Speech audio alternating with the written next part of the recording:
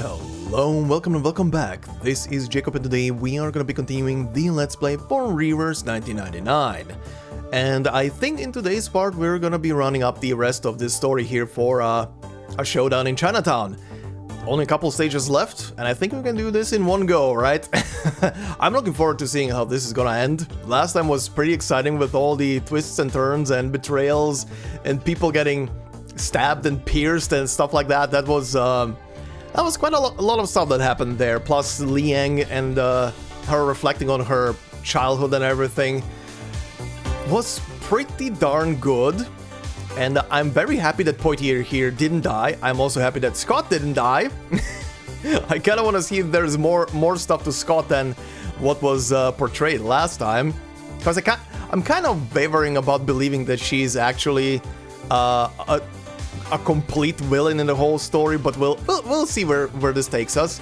I'm regardless excited to see how it's gonna end. Yeah. Next time, then, we can move on to a couple of other things. Like, for example, there's gonna be... Just moving on to another menu so I don't have the loud music in my head. But yeah, next time after this episode, then we can move on to the story for Liang here, to the Anecdote as well, to Notes on Shiori as well, when that unlocks in 11 days. Plus, there is the Great Trickster story. No idea what that one is gonna be. Who is this even for? Actually, now that I think about it, you can tell me who this is for, by the way, if it's a playable character. I have no idea, actually. I'm trying to think, is it for the limited character? No, right? No. Oh, speaking of the limited character, at the end of today's episode, we're gonna do a couple of more pulls, because the banner is currently live. But yeah, we have a couple of things after this episode to do with this story in particular, and I'm looking forward to it.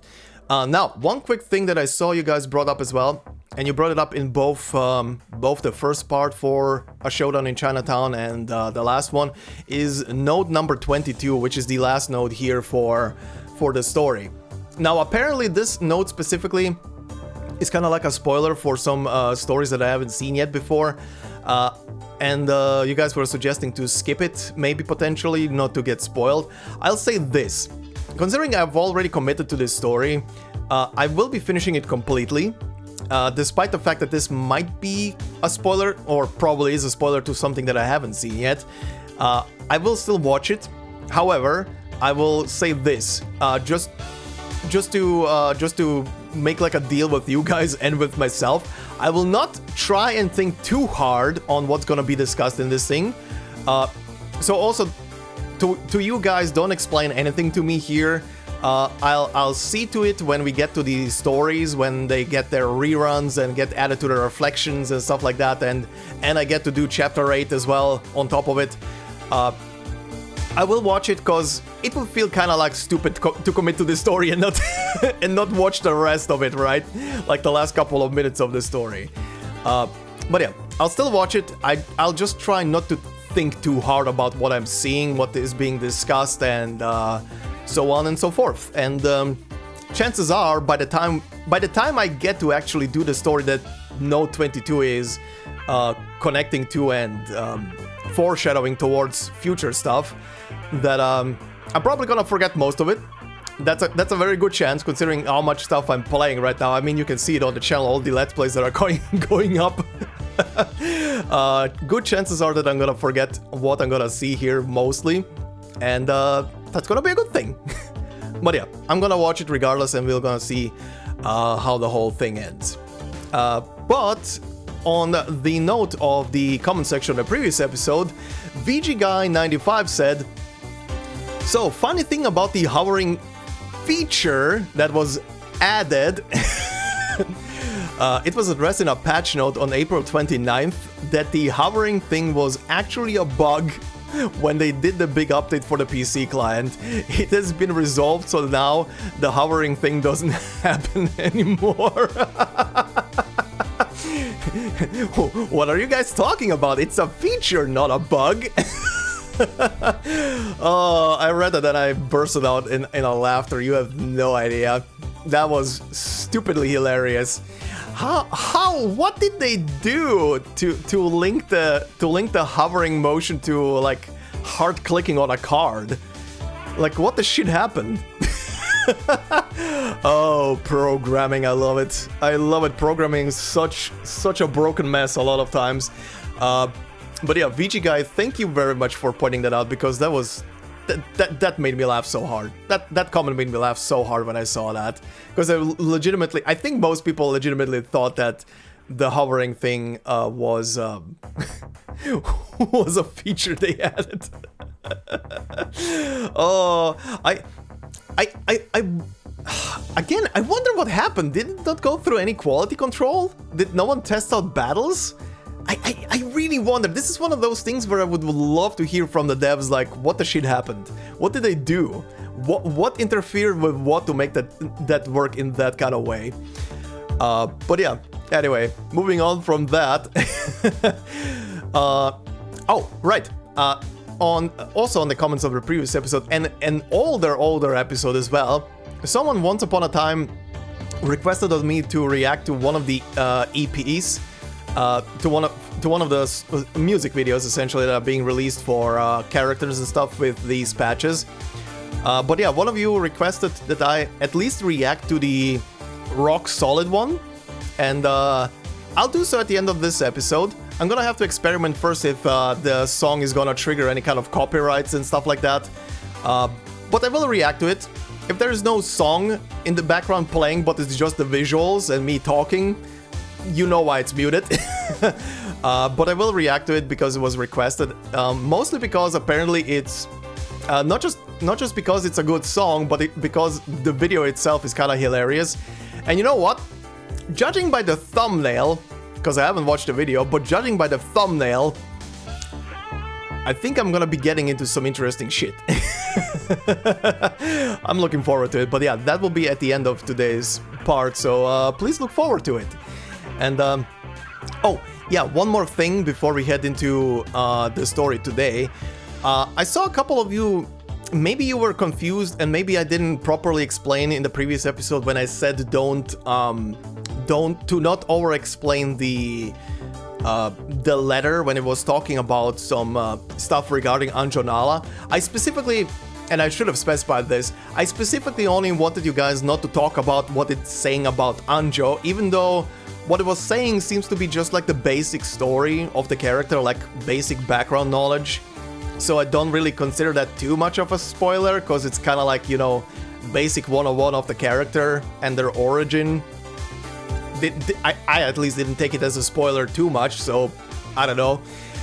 But I only meant the Anjo part. The other parts that the letter was discussing, I picked up on the fact that it's discussing stuff from like chapter 7 of the main story, you know, from Vereinsamt and stuff like that. So that part I picked up. I just didn't want someone in the comments to suddenly jump up and be like, oh, about the stuff about Anjo that was discussed there. That's the only thing I was addressing when I was speaking about that there. But yeah, anyhow, let's continue with this. So note number 15, this just in. Silence and stillness are already the highest form of alert. Oh yeah.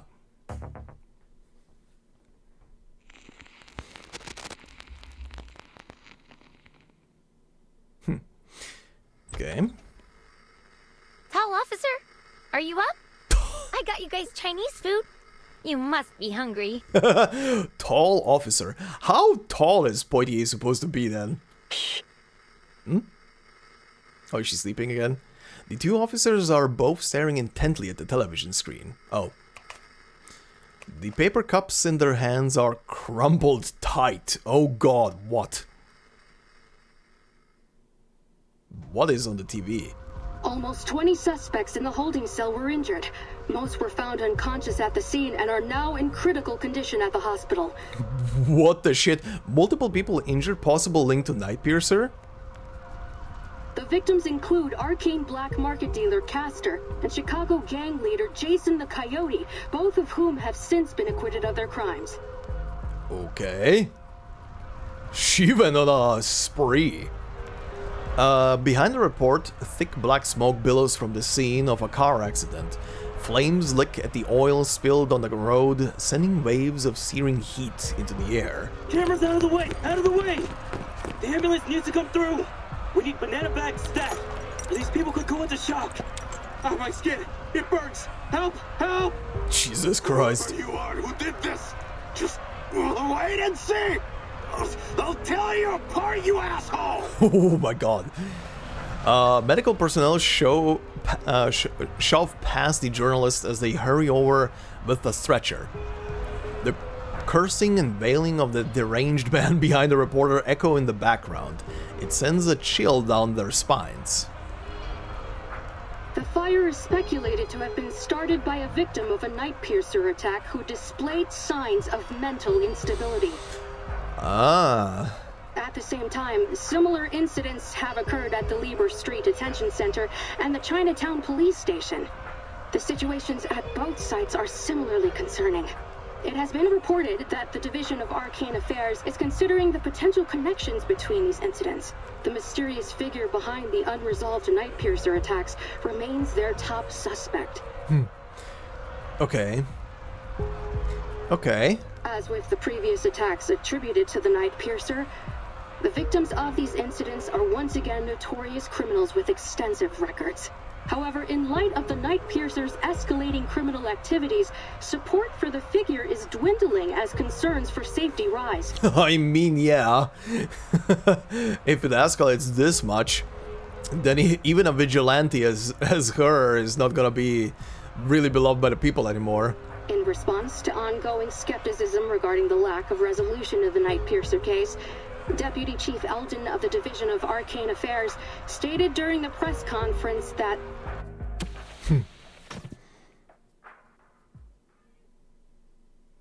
Poitier slams the power button on the remote before flicking it aside. She yanks the IV needle from her hand and grabs her uniform from the bedside. Poitier, you need to be in bed! Fuck, I pass out for half a day and Chi Xing's already turned the city into her personal playground? Poitier, bed. Grab your stuff, rookie. We're hitting the road. Gotta find this bitch before she kills someone. Damn. Oh, what? God. Your feet stuck to the floor or something? Poitier stops only when she notices Liang still sitting motionless. Liang purses her lips, struggling to speak under Poitier's skeptical gaze. Deputy Chief Eldon took us off the case. It was an official order. He forgot his nose ring that day. What can you do? A few hours earlier, the LA office for the Division of Arcane Affairs fell into an eerie silence. Early this morning, Constance Scott, a staff member of the Foundation's Arcanum Containment Department, was assaulted during an illegal arcane object trade. She's still in critical condition.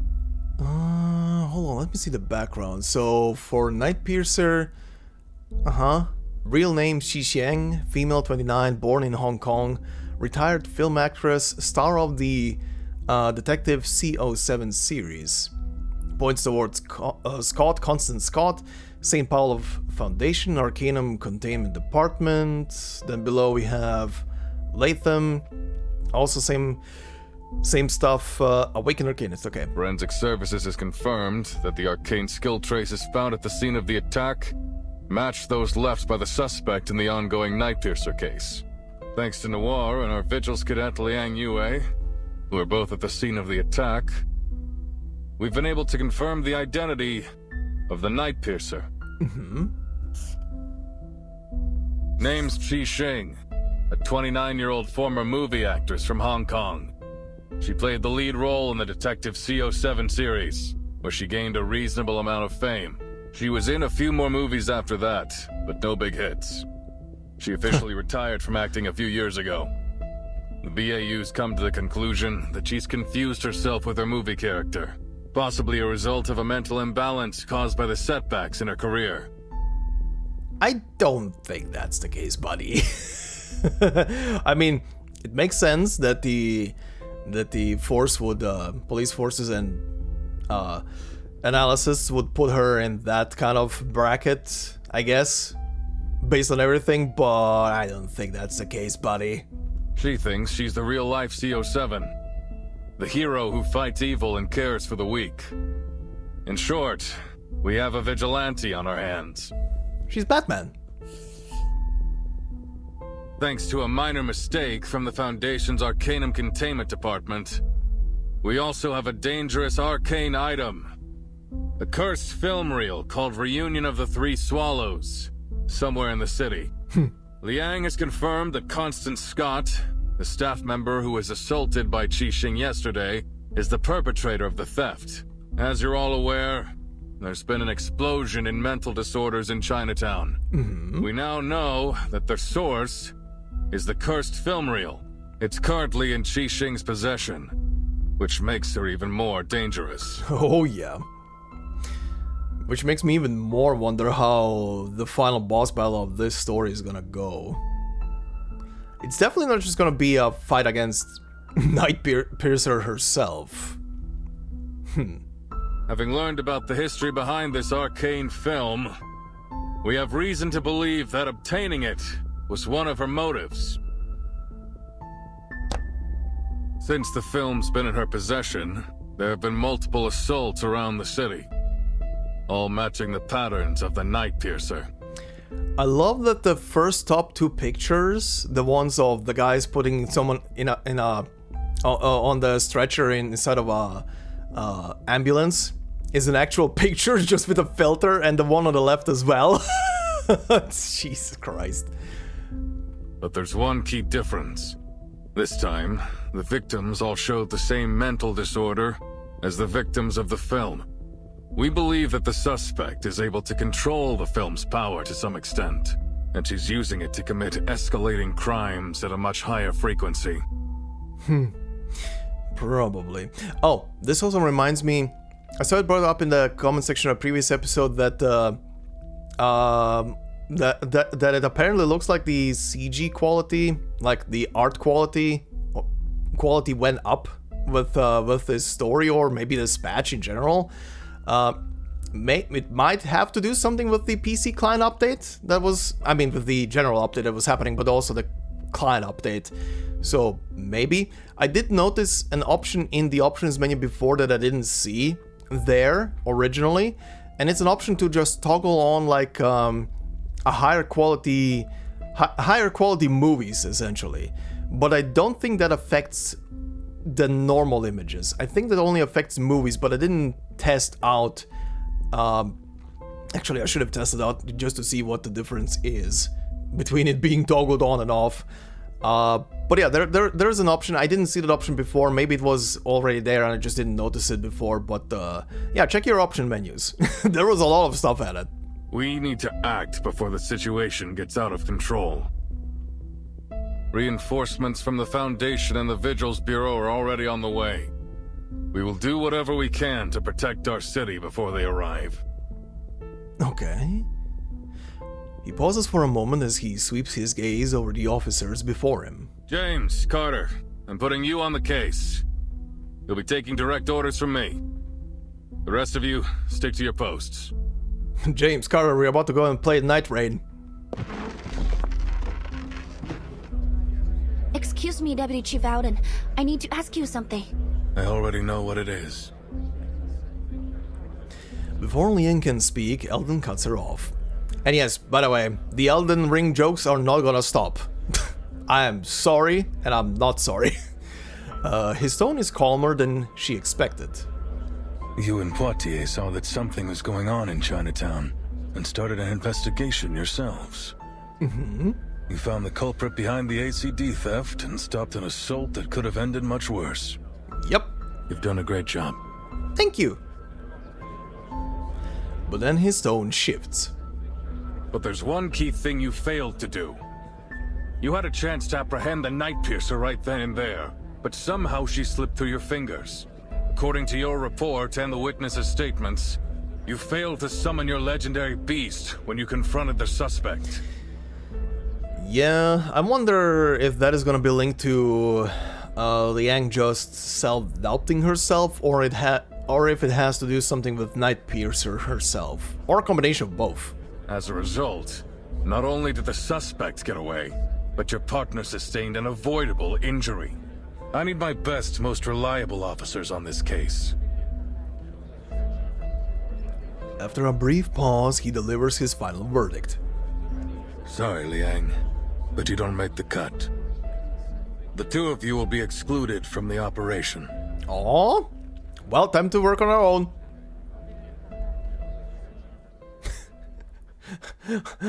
I am. This is bullshit. He can't cut us out. This is our case. There we go, Poitier. Doesn't matter. We're gonna work on it. No, we are doing this. Exactly. Calm down, Miss Putty. Even if you feel fine, the doctor said you had to stay in bed for at least a few days. Miss Putty. Sorry. The name's Poitier, and I'm fine, okay? Stop trying to... No, you're Potty from now on.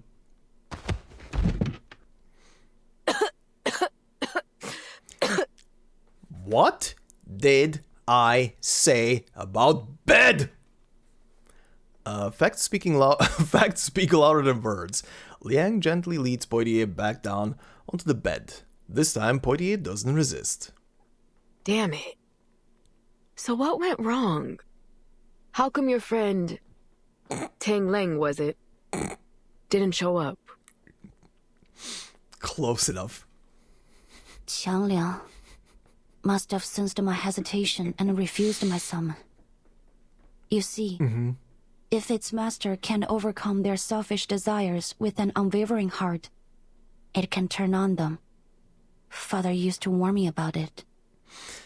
Yeah. But that won't happen again. I promise. Poitier narrows her eyes as she studies Liang for a moment. If you say so. What are you gonna do now? Liang takes a deep breath. I'll continue with the investigation. I need to find Qixing. What? But that angry grandpa already pulled you off the case. Angry grandpa.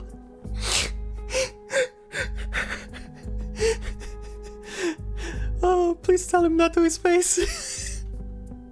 I have to do this. What for? Because of your duty to fight evil as the master of Qiang Liang?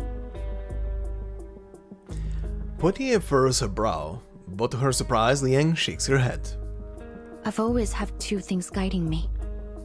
My duty as a member of the Liang family, and the spirit of CO7. But now, Qia Liang has ignored my summon, and Qixing has turned out to be anything but a hero. They were once the beacons of my life, but not anymore. This could be a setback, yes. Or it could be an opportunity. To grow as a person? For the first time in my life, I can think about what I really want without having to consider anything else. After a brief moment of surprise, Poitier lets out a laugh. You know what, Rookie? It always grinds my gears when you talk about your duty and all that stuff. But what you're saying now, I like it. Hell yeah. Aren't you going to stop me? No. Why would I? It's our case, isn't it? There's nothing wrong with doing our job. If Eldon bitches about it, just tell him you bumped into the crook when you were strolling around the city. The way From Software is going right now, Elden Bitches might be an actual game in the future. Seriously?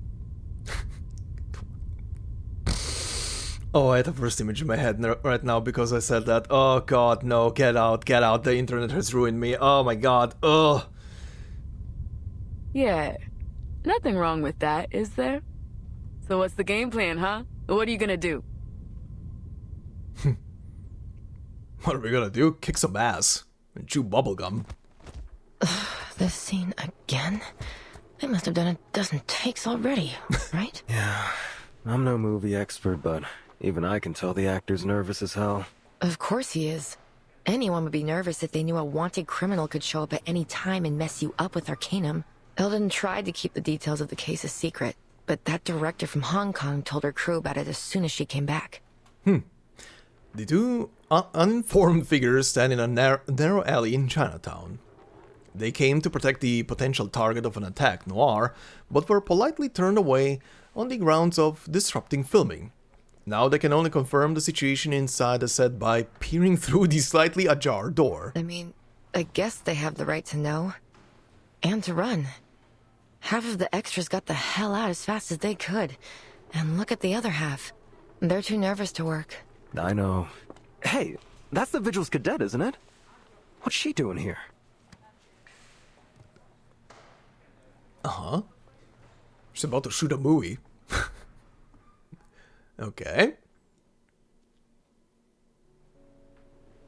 The officers said you're here to help, is that right? Excellent. We could really use a hand right now. Come, let's get you in costume. Oh yeah, I saw one of you guys brought it up in the comments that the little doll that she has here on her shoulder, because of the two buns on her head and everything, the coloring especially as well, kind of resembles Mickey Mouse. Funny. Noir greets her guest with her usual amiable smile.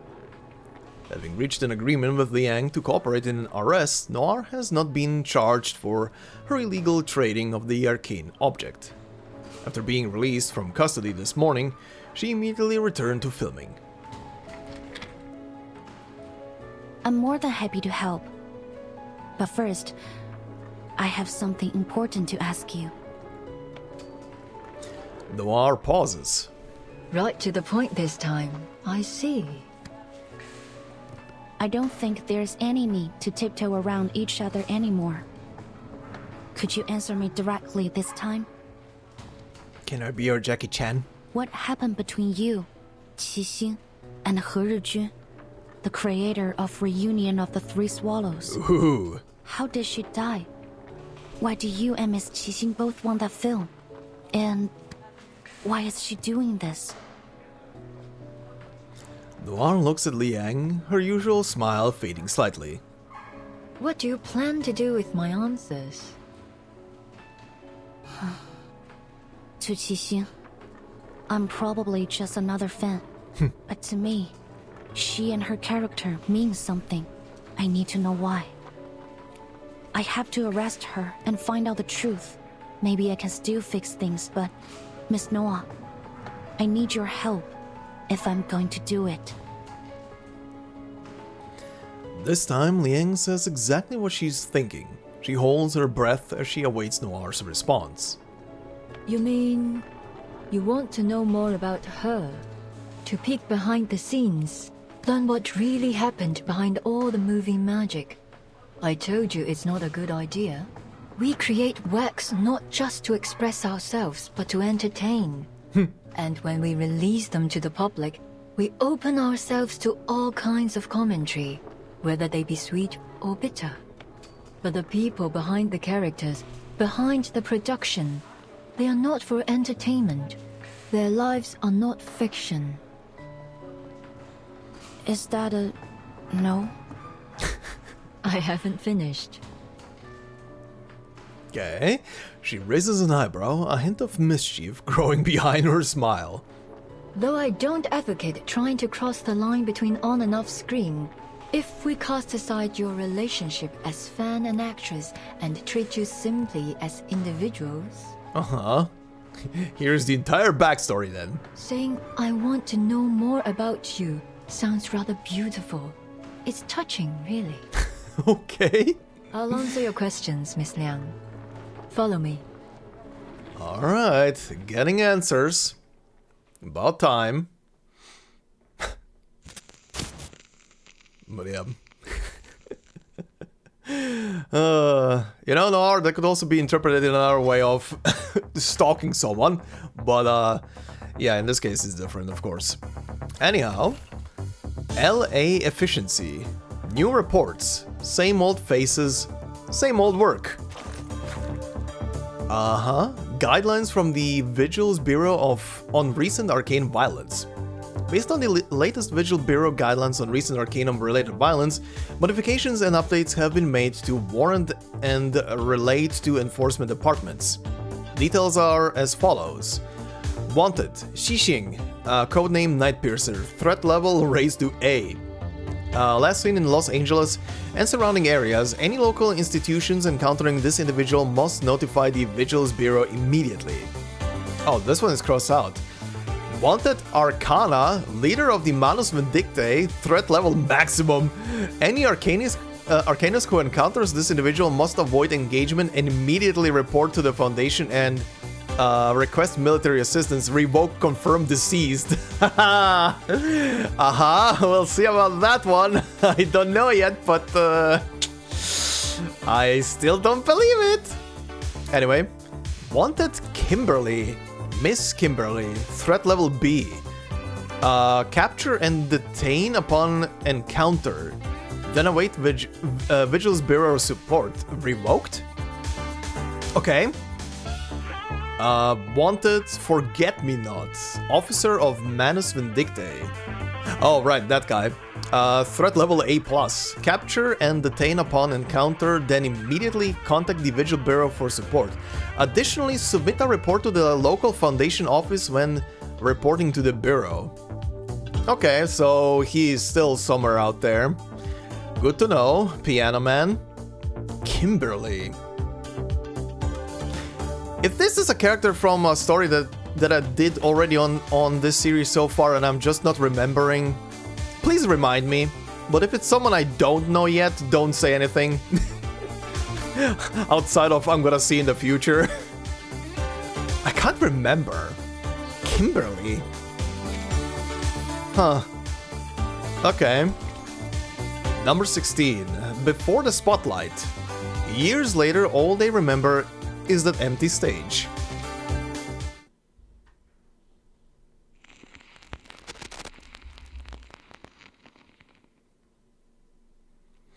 Not gonna lie, there is a Our story began 11 years ago.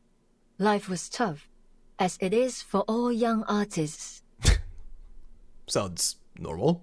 Well, I want to say that there is a tone that plays during the transition here into a scene with the background image that sounds like someone scraping over a mic, and every single time I'm looking at my mic like, am I bumping it?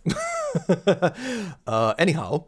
But, like the beginning of many stories, there was a kind of beauty in it. Uh-huh. Okay. Guangfu Restaurant. 就一新浪潮導演處女作亮相，胡圖雖然底子極佳，但由於大膽創新過度，導致內容詭異顛覆。Holy hell. Also, a younger noir. Holy hell. Can we see the entire model, please? Anyway. Another new wave director has made a splash with her debut movie. Nitwit boasts an excellent foundation, but it may have... Nitwit boasts an excellent foundation, but it may have reached a little too far with its bizarre and unconventional story. 即使業內有讚，但大眾實在難以欣賞，最終票房慘淡收場，實屬糊塗。 While some have praised its daring approach, it has proven too much for the general audience to appreciate, leading to a disappointing box office performance and living up to its title, Nitwit. Oh, damn. 仲有咩好講啊？冇 taste 就係冇 taste。 Damn! Wow. Anyway. Huh. What can I say? But they've got no taste. She casually tosses the newspaper onto the table. The loud thought drawing surprised glances from the nearby diners. OK， 要叫好又叫座，有時係要妥協嘅。但係問題係我一向最唔擅長，亦都最唔中意妥協咯。 Okay, I guess compromise is inevitable if I want to sell more tickets, but that's not exactly my strong suit. Noah？ 係咪 Noah？ Noah, is that you? Or is that, Qixing? 估唔到會咁啱喺度見到你。 no.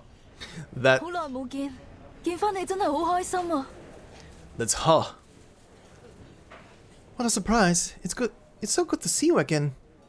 你係 Teresa？ 你點解喺度嘅？你幾時返香港㗎？ Teresa, what are you doing here? When did you come back to Hong Kong? Sorry, I'm listening to the music. Did I hear this music before? It sounds familiar, but it also sounds new. I like it. Huh. Teresa, or as you know her by He Rizhun, Yeah. Actually, why is she called Teresa? was a dear friend of mine, the scriptwriter of Detective CO7 and the creator of the cursed film Reunion of the Three Swallows. Also, why is this another Teresa character that has like the same like serene, friendly expression on her face? Why is this another tragic character? God damn. I swear that's a cursed name. This is a pretty good script. Interesting. Teresa and I met while we were studying abroad at the film academy. We took the same scriptwriting class. We didn't talk much at first. She always sat in the corner on her own. I only got to know her after our teacher showed a script to the class as an example of excellent work. And it was her script, I guess. The writer's name. Teresa. Oh, is that her pen name? Her stories could strike a balance between the details and the big picture. They were engaging, light-hearted, and warm.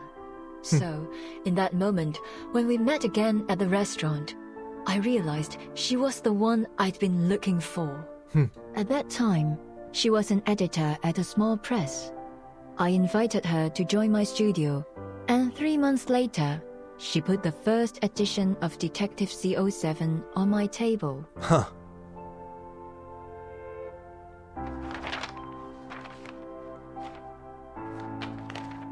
So, 你覺得點啊？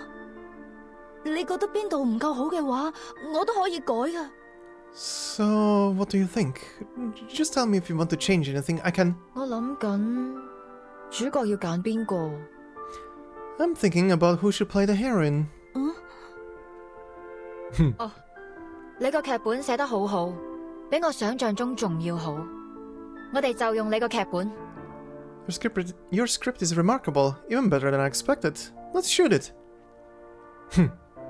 Damn. So we had the script, but we couldn't decide who would play the heroine. We held endless auditions, even considered some famous actresses, but none of them fit. And then you found the perfect fit. Until that night. Until that night. Where did you meet her, actually? 頭先嗰幾個你覺得點啊？我覺得最後嗰個好似都 OK。 What did you think of today's candidates? The last one seemed okay to me. 唔得，佢唔夠 sharp。你都睇得出㗎。No, she's missing the edge. You can see it too, right? 既然睇得出，就唔好焗住自己揀。我唔想將就。We're not making lemonade from lemons. At least I'm not. 但係萬一現實生活裏面根本唔存在呢個完全符合我哋想象嘅完美人選呢？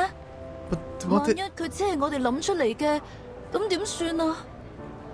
God, she said so much more text than what is on screen right now. But what if she doesn't even exist? What if our perfect actress only lives in our imaginations? 咁我就會一直揾，直到喺現實世界揾到為止。Jesus, Noir. Then we'll keep looking until she's born. Jesus. Oh, did they found her? Did they found her literally on the street in a scuffle? 你喐手腳做咩啊？ What are you doing? 我就係喐手喐腳啊！點啊？死鹹豬手！呢度唔歡迎你哋啊！ Damn. I'm kicking your ass. Got a problem with that, perverts? 仲唔快啲啦 Fuck off. 你睇住嚟啊！我唔會放過你噶。 Just you wait, we'll come back, you'll see. After throwing out a few uninspired threats, the hooligans flee in disgrace. Behind the door, a worried face speaks out. 哎呀，大鑊啦！今次嗰兩個古惑仔附近出晒名，佢哋肯定會翻嚟報仇噶。You really shouldn't have done that. Those guys live in the neighborhood. They won't just let you off the hook after this? 我知你睇唔慣佢哋對個靚女鹹豬手，但係人哋都唔出聲啦，你嬲咩啫？你咁搞法之後我點做生意啊？ I know you just wanted to help that girl, but she didn't say anything. Why did you have to make such a scene? What if they come back and tear up the restaurant? 今鋪真係俾你累死啊，阿星！ You've got me into big trouble, Xing. 得啦，事頭，我走。 Damn. 你再嚟就叫佢哋嚟搵我。 Don't worry, boss. Don't quit. If they come again, tell them to come find me. 嗱，鋪頭鎖匙啊，你記得早啲嚟開門啊，唔係啲熟客等得戇居居。 By the way, I love this. Which year would this be now?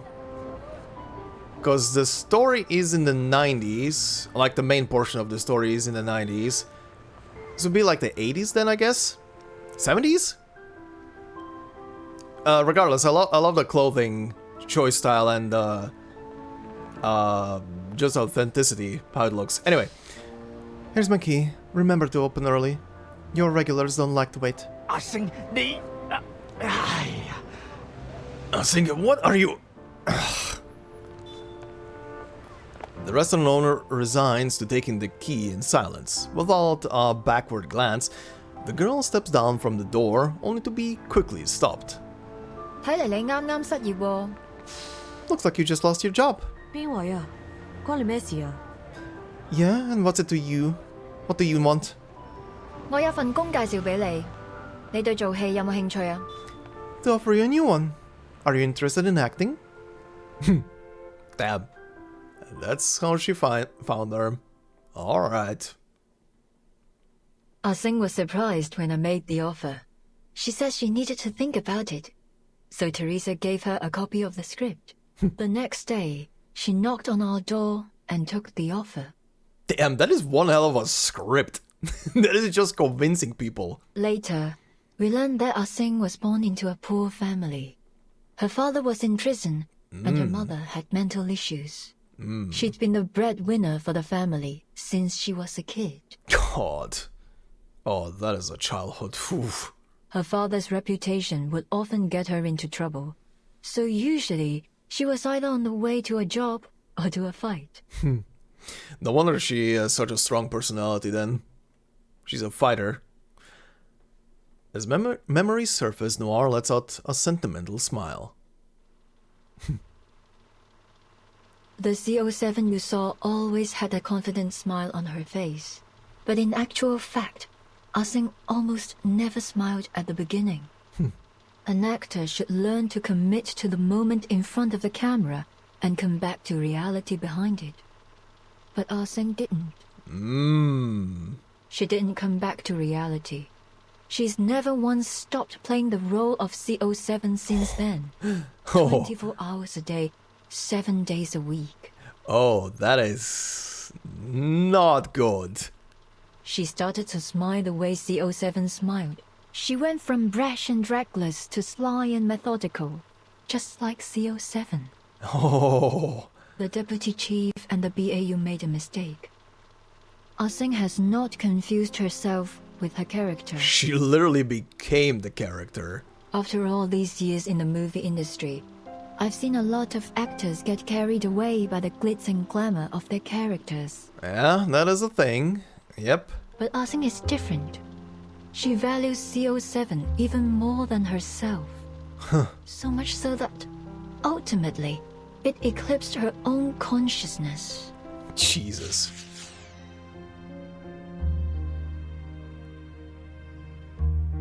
That is being over dedicated. You asked me which rumors about CO7 and the three of us were true. Now I can give you an answer. Most of them were. Most of them were, okay. Noir maneuvers her wheelchair to the desk, pulls out a file from the bottom drawer, and hands it to Liang. The file is heavy. Liang opens it up to find an aged photograph. Is this... Aww. That is so cute. The first script. Three women pose together. Their identities are obvious. We drew a lot of attention after the release of CO7. Put a magnifying glass up to anyone, and you'll always find imperfections. We were no exception. Ah-Sing was as stubborn and uncompromising as I was. When we disagreed, it would blow up into a huge argument, neither one of us giving in to the other. Poor Teresa was always caught in the middle. Also, can we just for a brief moment address the giraffe neck on Ah-Sing? Why does it look so awkward? Oh no, I wish I didn't notice that. Oh god. I was too young, too bullheaded, to realize the consequences that this might cause. I tore a path forward, often ignoring the people around me. Teresa, on the other hand, was kind-hearted, perhaps too much so. She never got angry, no matter what people said. She just bottled it up inside and let it eat away at her. Sounds almost like another Teresa that I know. Good god, you pinkhead. Noir gazes at these smiling faces in the photo, her expression tinged with nostalgia and the faintest hint of sorrow. She didn't like taking photos. She was self-conscious about her appearance, so we only have a few together. This one was taken when we were shooting CO7 too. We were so close back then. Of course, we knew we'd have to part ways eventually, but we didn't concern ourselves with that. Even then, our shortcomings had started to hurt our relationship. But by the time we realized it, the damage had been done. Aww. Yeah. 唔得，呢個結局太離譜啦！司靈真唔會咁做㗎。No, this ending makes no sense. CO7 would never do that. When we were making CO7-3, Ah-Sing was up in arms about the ending. In the sequence, CO7 tracks a criminal through a Shehua parade, hoping to finish him off herself. But when she finds him sitting at home with his family, she changes her mind. Ah-Sing didn't like it. Huh. She said that CO7 would punish the villain for what he's done, that she would never change her mind. We had countless arguments over this ending, and of course, we never reached a conclusion. 得啦得啦，到此為止。我哋咁嘈落去都冇意義。Alright, enough. We're not getting anywhere with this. 我有個提議。I have an idea. So I cheated. Huh. So she basically wanted CO7 to keep on being ruthless no matter what towards criminals, instead of having CO7 have a bit of like conscience and showing some seams in the character that show a bigger picture. That the character does have a bit of like a what's the word I'm looking for, like a conscience towards the scene in front of them, that she understands that if she does this in front of the person's family right now, that it could cause some irreparable damage, that it will cause some irreparable damage to the family itself, even if she doesn't do anything to them outside of him. Were I in the same position now, I'd solve the problem more delicately. Okay, what was your cheat? But I was a jerk back then. The only thing that mattered was the movie. I couldn't care less about what people thought, including my heroine. I asked Teresa to write an alternative ending, and told Ah-Sing that we'd shoot both endings and pick the better one together. Oh no. She agreed.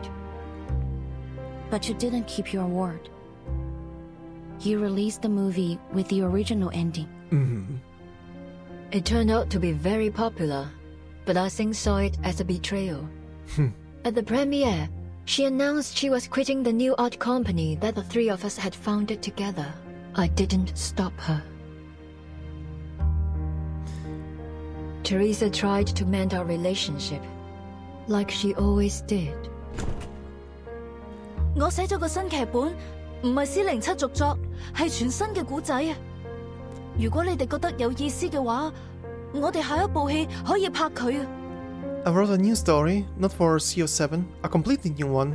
If you're interested, maybe we can use it for our next movie.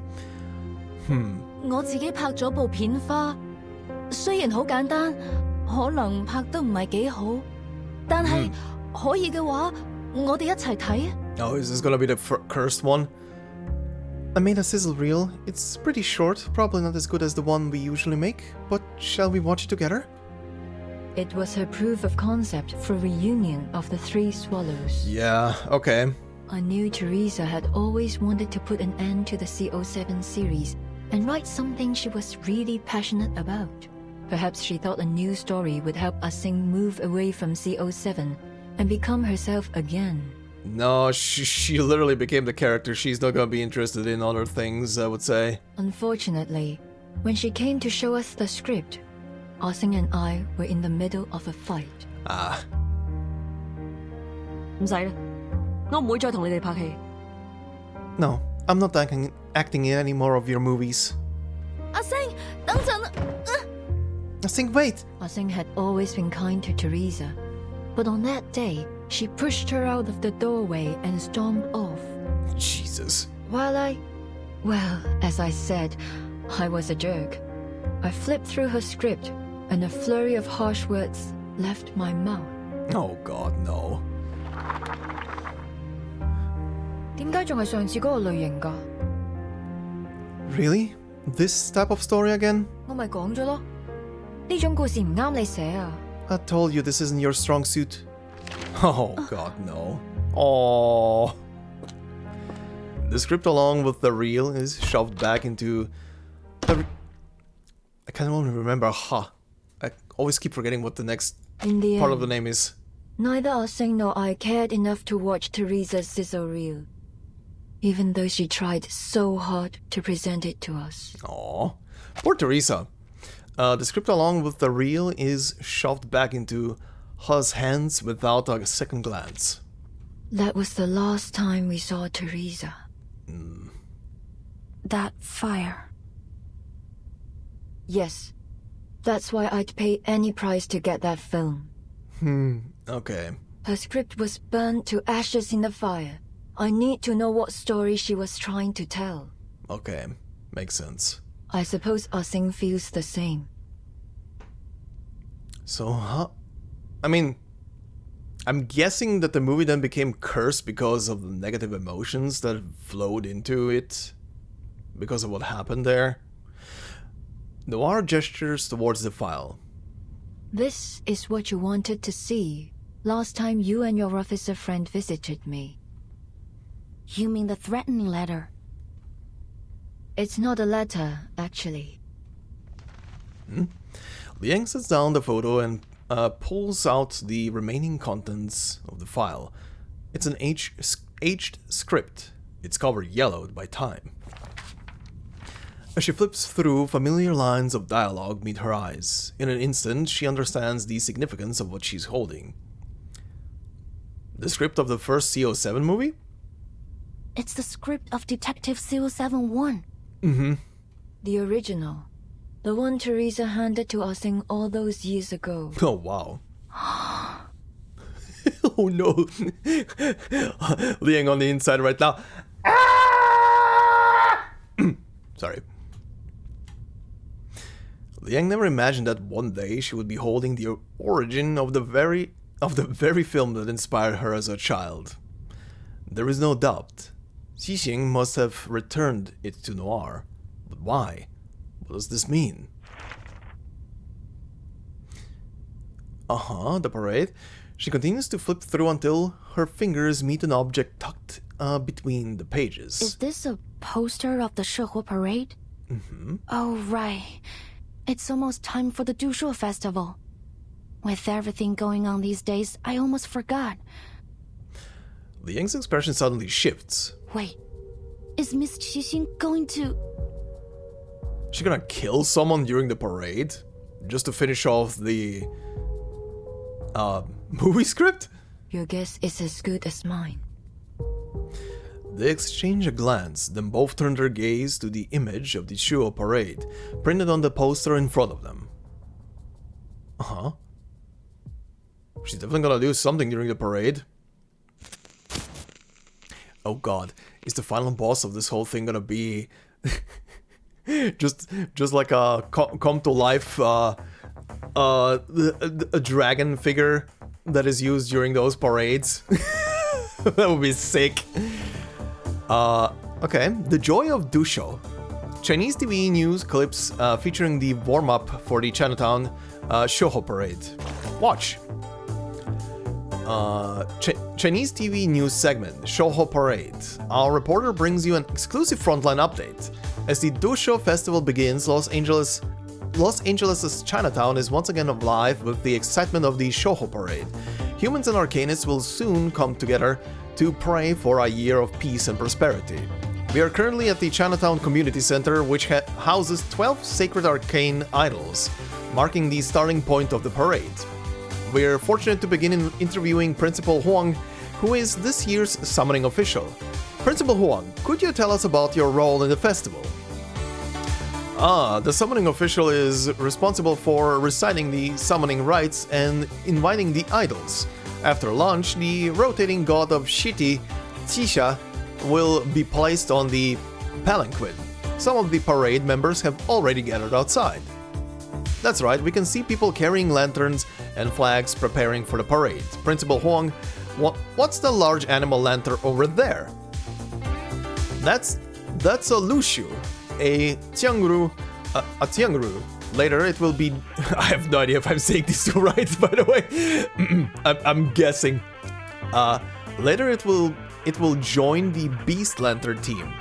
The parade will be led by the 5 colored banners and the Yingyi troop, followed by the Tiandao Beast and Tiangrui creatures. Quite the spectacle. The Xiangdao Beasts, are those the legendary creatures said to ward off evil plagues? Exactly. During the plague banishing segment, General Tianmo will shout the command, and 3 young men wearing Xiangdao Beasts masks will sing the plague banishing song, imitating the beasts to drive out evil. The musicians will accompany them with gongs and drums. The parade will go on until late at night. Quite the festivity. Thank you, Principal Huang. Though the parade has yet to start, we can see crowds waiting already. Stay tuned, and we bring you live coverage of the Shoujo parade. That was a lot of Chinese names that I probably butchered. Anyway. Watchers, protectors, defenders. The fire they held high lit up the children's faces. Okay. Oh, I see a familiar face. Right here. Not so familiar face. Maybe familiar face. I don't know. Okay. Okay. Let's see.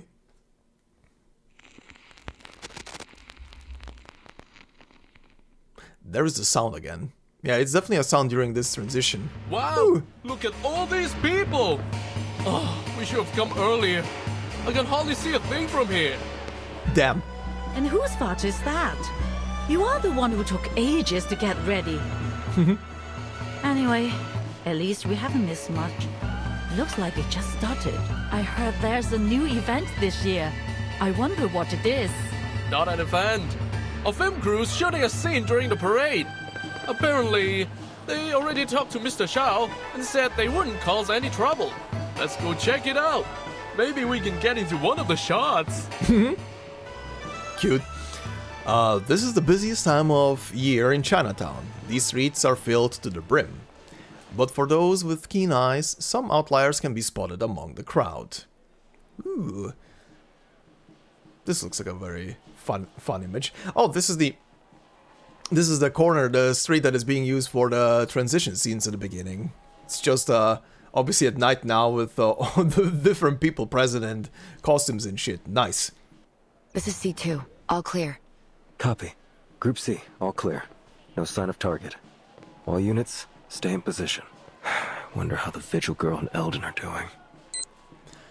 Having ended the transmission, the officer glances toward a Chinese restaurant at the street corner.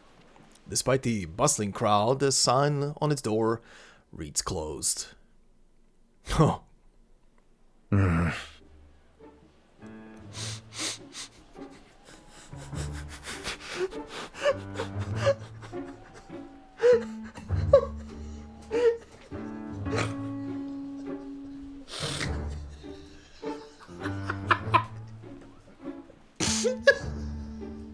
Please show me the entire model.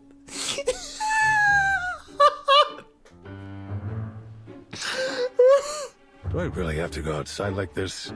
Yes! Yes, you do! Deputy Chief Eldon stands awkwardly in front of the mirror as he stares at the brightly colored traditional outfit he's adorned in. Please show him. The man across from him sneers, shattering his last shred of hope to be saved from it. No, you need to paint your face too. I'm not gonna let you join the parade looking like a weirdo. Yes! You're the one who said that the parade needed guards in case there was an attack. Have you changed your mind? I'd be more than happy to kick you out of here. I sense some animosity from the private investigator towards Chief Eldon and the police force. Sorry, but your profiling and the BAU report seemed like a load of crap to me. If someone does attack the parade, I'm sure we can handle it ourselves. Listen, I won't pretend to understand the meaning behind all this. But what I do understand is that this is one of the most important events of the year for the people of Chinatown. The target could strike at any time, so we need to be prepared. No one wants to see a celebration turn into a nightmare. Why didn't you say that to your men? They are the ones who've ignored the Chinatown all this time. What a hypocrite. He has a point. He glares at the officers with clear distrust in his eyes. But before tensions can rise anymore, the girl beside him cuts in with a smile. Aiya, Uncle Zhao, today's our big day. That sour face of yours is gonna scare this guy straight off. Okay, I have never heard this character talk before, so damn. That is a strong accent. Leave the past in the past lah. They are doing this for the right reasons. What we've got to lose. Also, she has a fang. I saw a fang there. Okay, she's that type of character. Besides, we could really use a hand right now. They can make up for our manpower shortage. Now, give me a big smile lah, before your long face scares off our good fortune.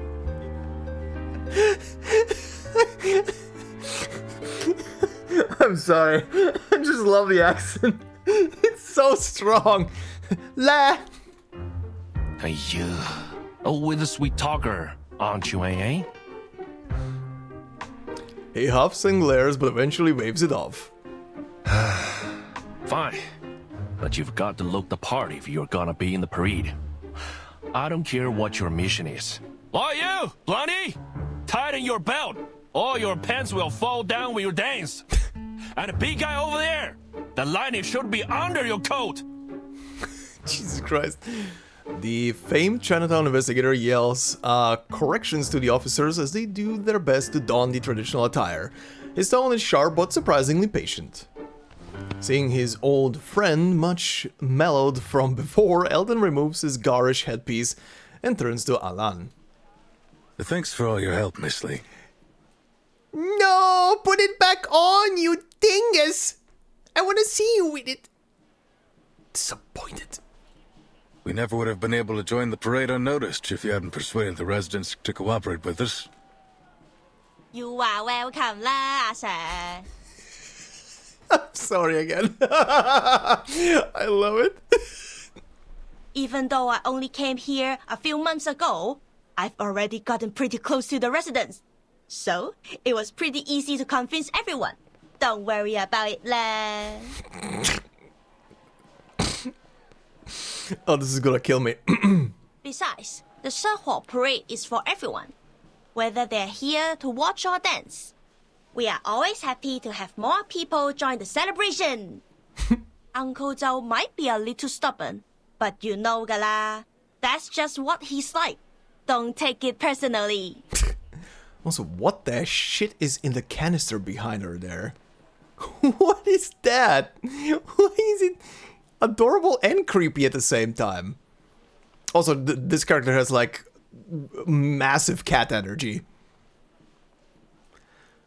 She turns her head, gesturing toward a few unfamiliar faces at the other end of the restaurant. These guys are arcane detectives and influential people around Chinatown. I told them to all keep an eye out too. There's a saying in Hong Kong, as stupid as the god of longevity who hangs himself. That will be Night Piercer if she comes anywhere near Chinatown. Eldon nods before gently before gently shaking his head with a complex expression.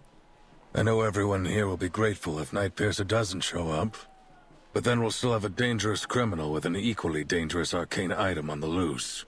Nothing's more dangerous than an unexploded bomb. I want to eliminate the threat once and for all. The question is, will she come? Was the little vigil right? Oh, she'll be probably here.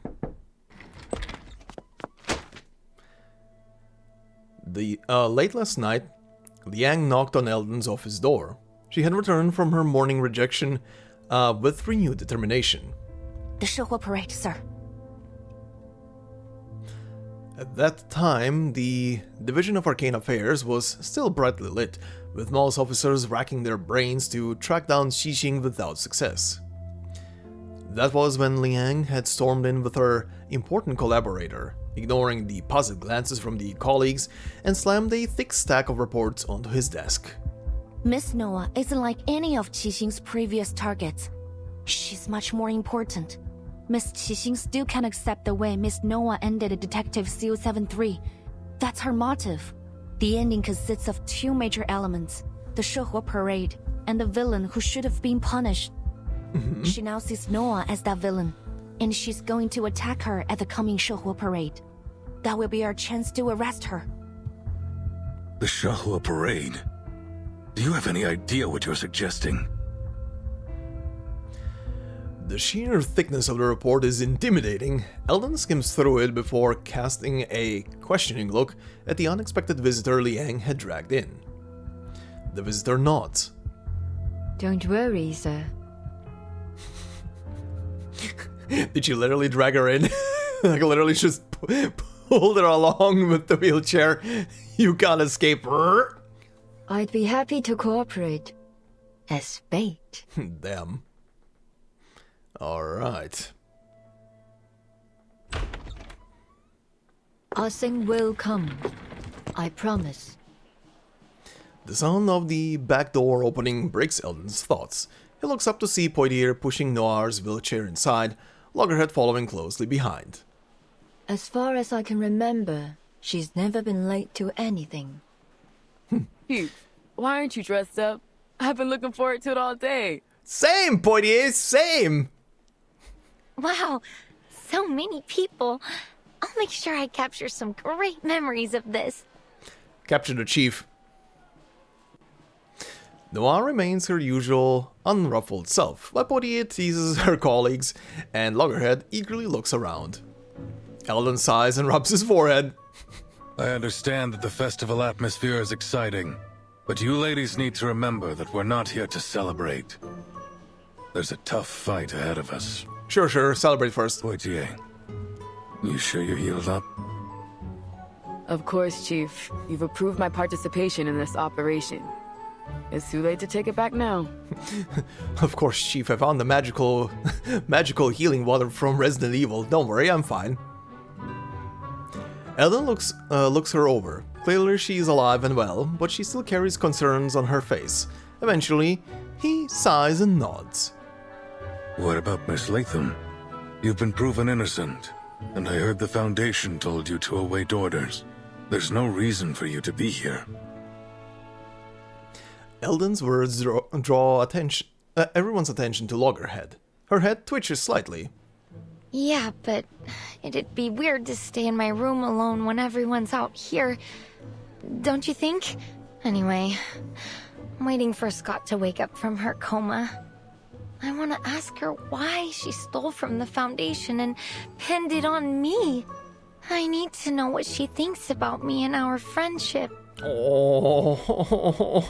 If I let you guys do all the work while I just wait in my room, I won't be able to question her without feeling insecure. Oh. I know I might not be all that helpful, but I'll do everything I can. Poor girl. The camera lens almost seems to flash with something resembling a plea. Miss Latham's being modest. As a staff member of the Arcanum Containment Department, she knows how to deal with that film reel better than any of us. She may forget things, but she still has a wealth of knowledge. Her experience might just make the difference between failure and success. All right. You've got a point. Miss Latham, thanks for lending us your expertise. Eldon finally nods. Loggerhead lets up. Great! Just leave it to me. I can deal with the film. I've rewatched all my related memories, so I remember every detail, even down to the scratches on its surface. With Loggerhead officially permitted to join, the final member of the operation team is the last to arrive. By the way, it just made me think, like, considering that her memories are being stored on film, and she needs to rewatch old films of her memories, essentially, to remember what is going on, is she just, like, double, triple, quadruple exposing film onto film at this point? When she just wants to remember something? That's how it's working in my head right now. Like, okay. There you are. There's her costume. Nice. Everyone was gone when I left the changing room. I thought something was... What's wrong? Nothing, you just look amazing in this thing. Wow, the costume fits you so well. Fancy, whoa. It doesn't even look like a costume. Much fancier than that. I love her. The fucking stupid accent is so good. You are like the best parade dancer I've ever seen. There's no way the Night Piercer will spot you. Sure. Look at her, Uncle Zhao. So cool, huh?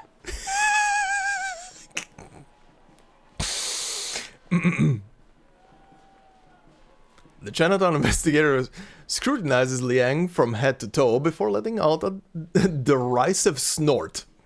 Is that the Liang's family ritual dress? Let me see. Good. You're wearing it right. Nice to know that at least some kids remember their traditions.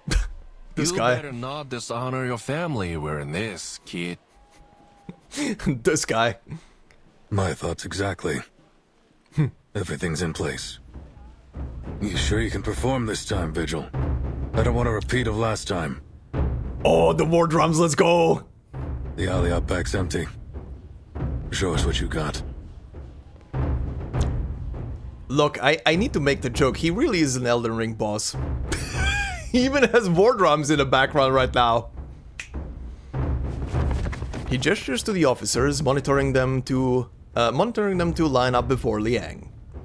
Each officer stands tall and imposing, forming what feels like a solid wall before Liang. Refusing to shy away, she squares her shoulders and meets their gazes head on. Yes, sir. I will prove myself to you. Hell yeah. Alright, this was a battle stage, I completely forgot. Who am I fighting? Elden?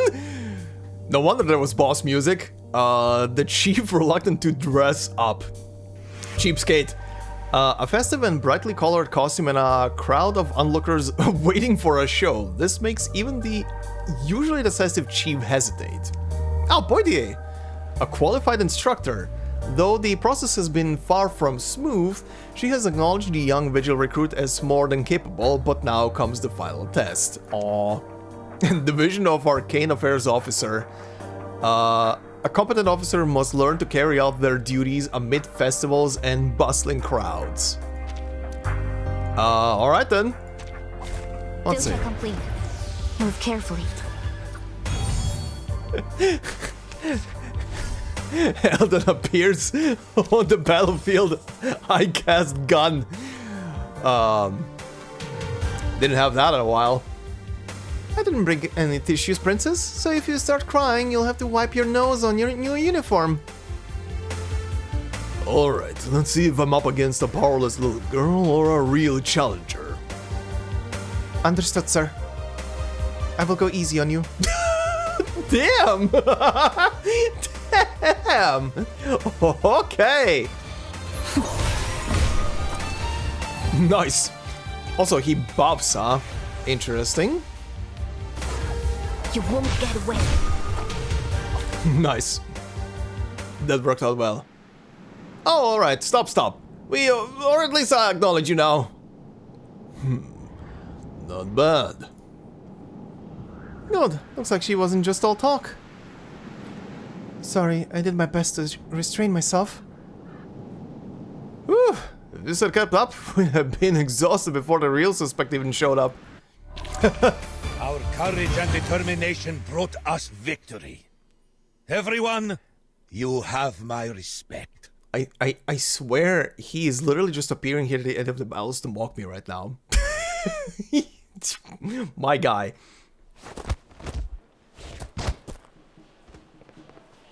After several rounds of trials, Liang remained standing, her expression firm and determined, her gaze burning with resolve. Satisfied, Eldon nods. Looks like I've got nothing to worry about. You ready, kid? Damn. He rolls up his sleeve and checks the time on his watch. Parade's starting soon. I'll go get dressed. The rest of you... Oh my god, I better see you in the costume. Good god, I better see you in the costume. I need to talk to Miss Liang. Could you give us a moment? Don't be late. Poitier glances at them before following the others back inside. The alley suddenly feels empty. Liang waits quietly for Noir to speak, but she never does. She simply stares at the distant lights, as if the revelry and noise belong to another world. Eventually, Liang can wait no longer. Why me, Miss Noah?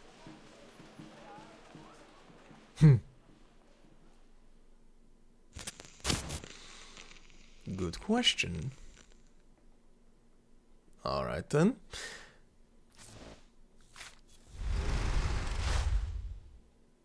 Oh, no additional nodes or nothing, okay. Number 18 then. The law of causation, huh? Okay. Oh, okay, so this this peon is Liang in her promoted dress, essentially. Okay. The law of causation. The fruit taken must be returned to their branches.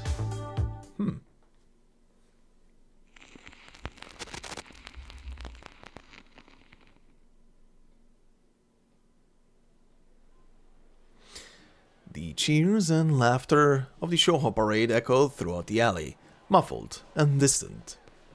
You could have just told Eldon about what happened between the three of you. You could have shown him the threatening letter. Maybe then he wouldn't have made the order to shoot the target if necessary. Yes, Miss Qixing has committed multiple assaults, but she hasn't killed anyone. I don't think she deserves to die. So, as I promised, I will do my best to catch her alive. That being said, if... And I mean if... She takes a deep breath. If drastic measures have to be taken, I will not hesitate. Have to break a couple of bones? Couple of feet? Tendons? Liang's final words are anything but polite. She holds her breath as she awaits Noir's response. After a brief silence, Noir speaks. Ah Sing was a good actress. Liang anticipated all kinds of responses from Noir, but not this one.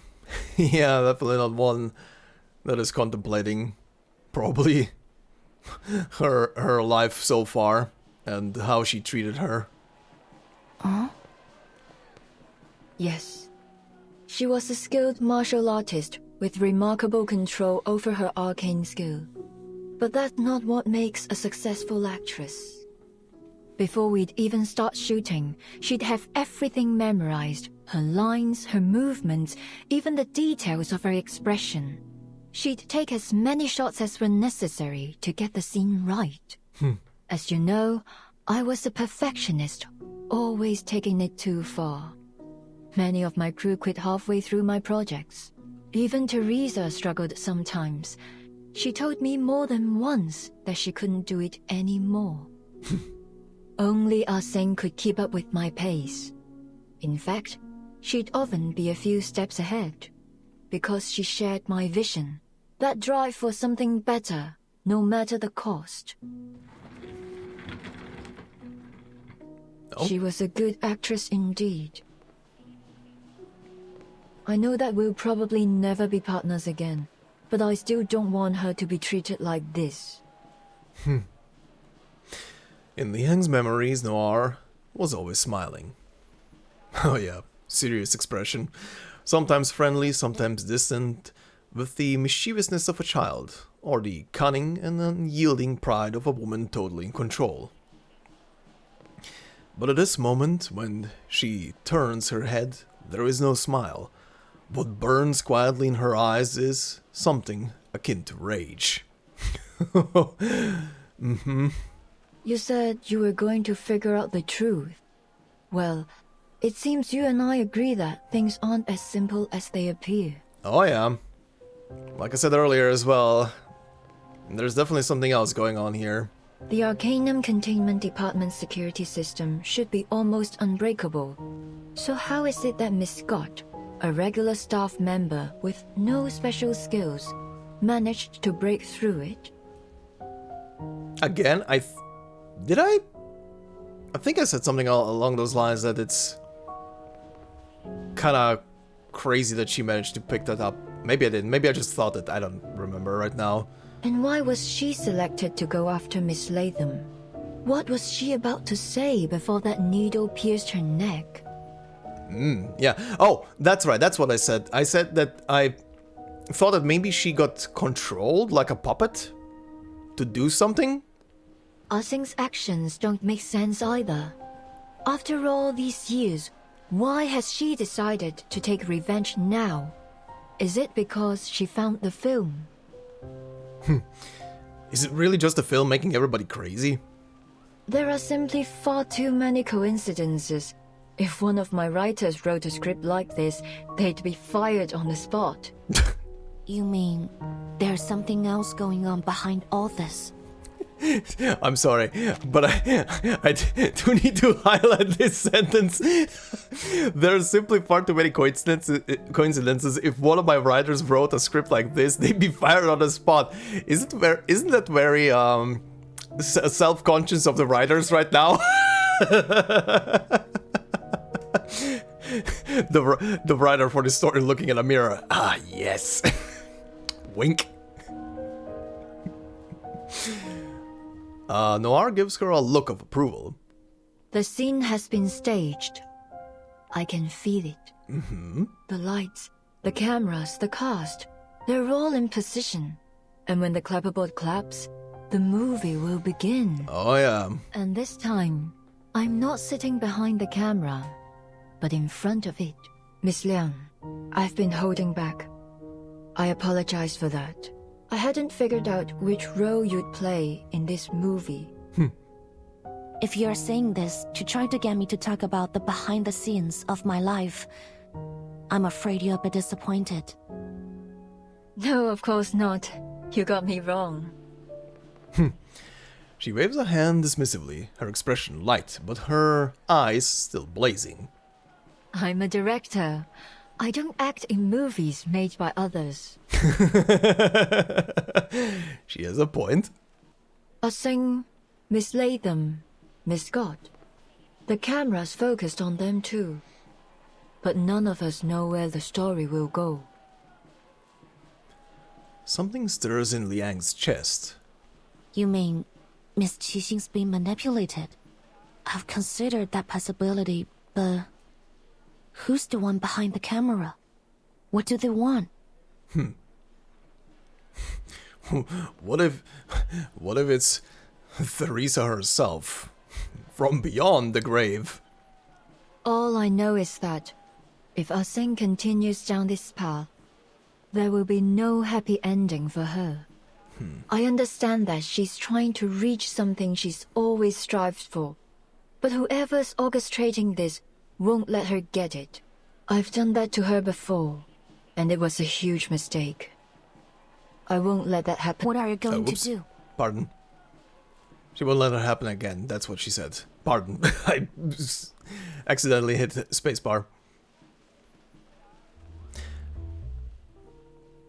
Alright. Noir smiles. Since coming to Hollywood, there's one thing I found difficult to accept. Uh-huh.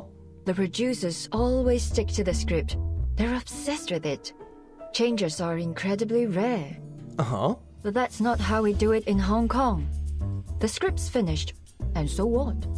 Things will always come up during shooting. You have to be flexible if you want to make truly great art. She has a point. Some of the most amazing movies were literally made that way. Literally small or big changes on the spot as it was filmed. If a moment of inspiration were to strike me and I weren't allowed to add it to the movie, then you may as well just kill me there.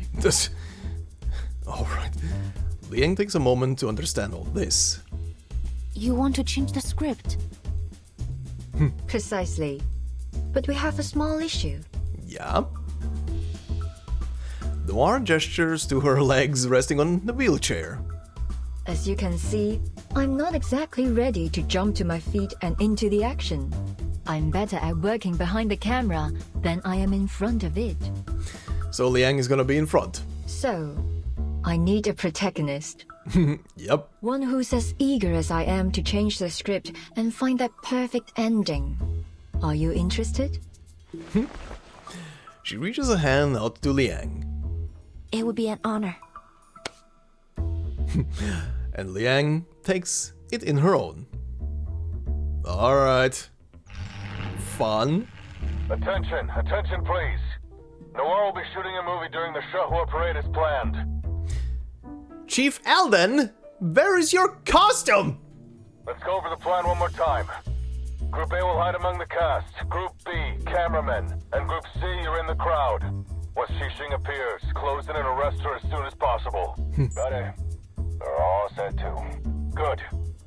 Everyone, take your positions. He really is refusing to put on the costume, isn't he? Ooh.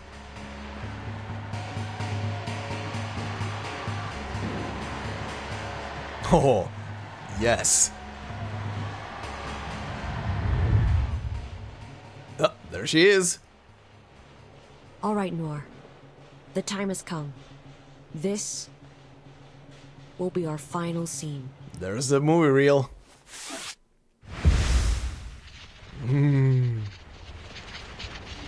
Oh, shit. Huh? What's going on? Oh, this is freaky. The light's so bright. Whoa. I'm feeling kinda dizzy. Holy shit. I'm scared. That arcane fluctuation. It's from reunion of the Three Swallows. But how did she... She's casting that thing on a large scale somehow. How the shit is she doing that? Uh-huh. Oh, it's just the humanoid projections. Alright. Field check complete. Move carefully.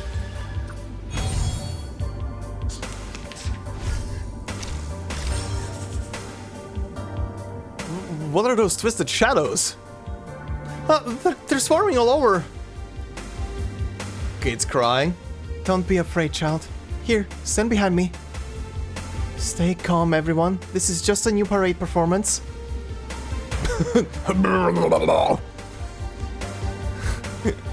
Sorry. Please be careful.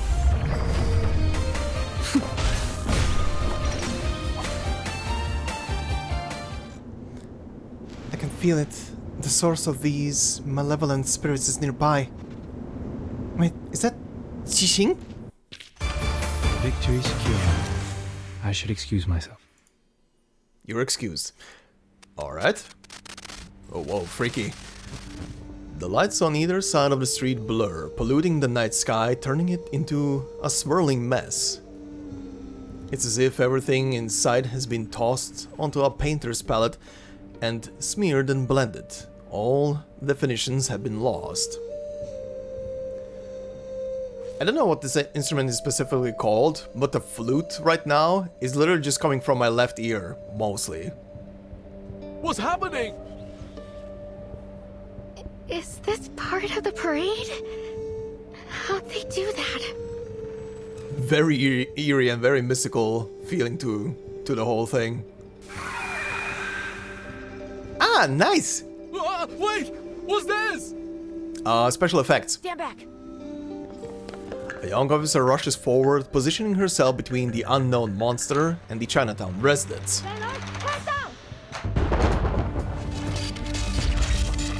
Holy shit. Easy. Thank you. They teach you that in Hong Kong? That thing's nothing like the critter you are used to dealing with. What were you thinking rushing like that? You're totally out of your league. It was about to attack. What else was I supposed to do? He has such a bone to pick with the police.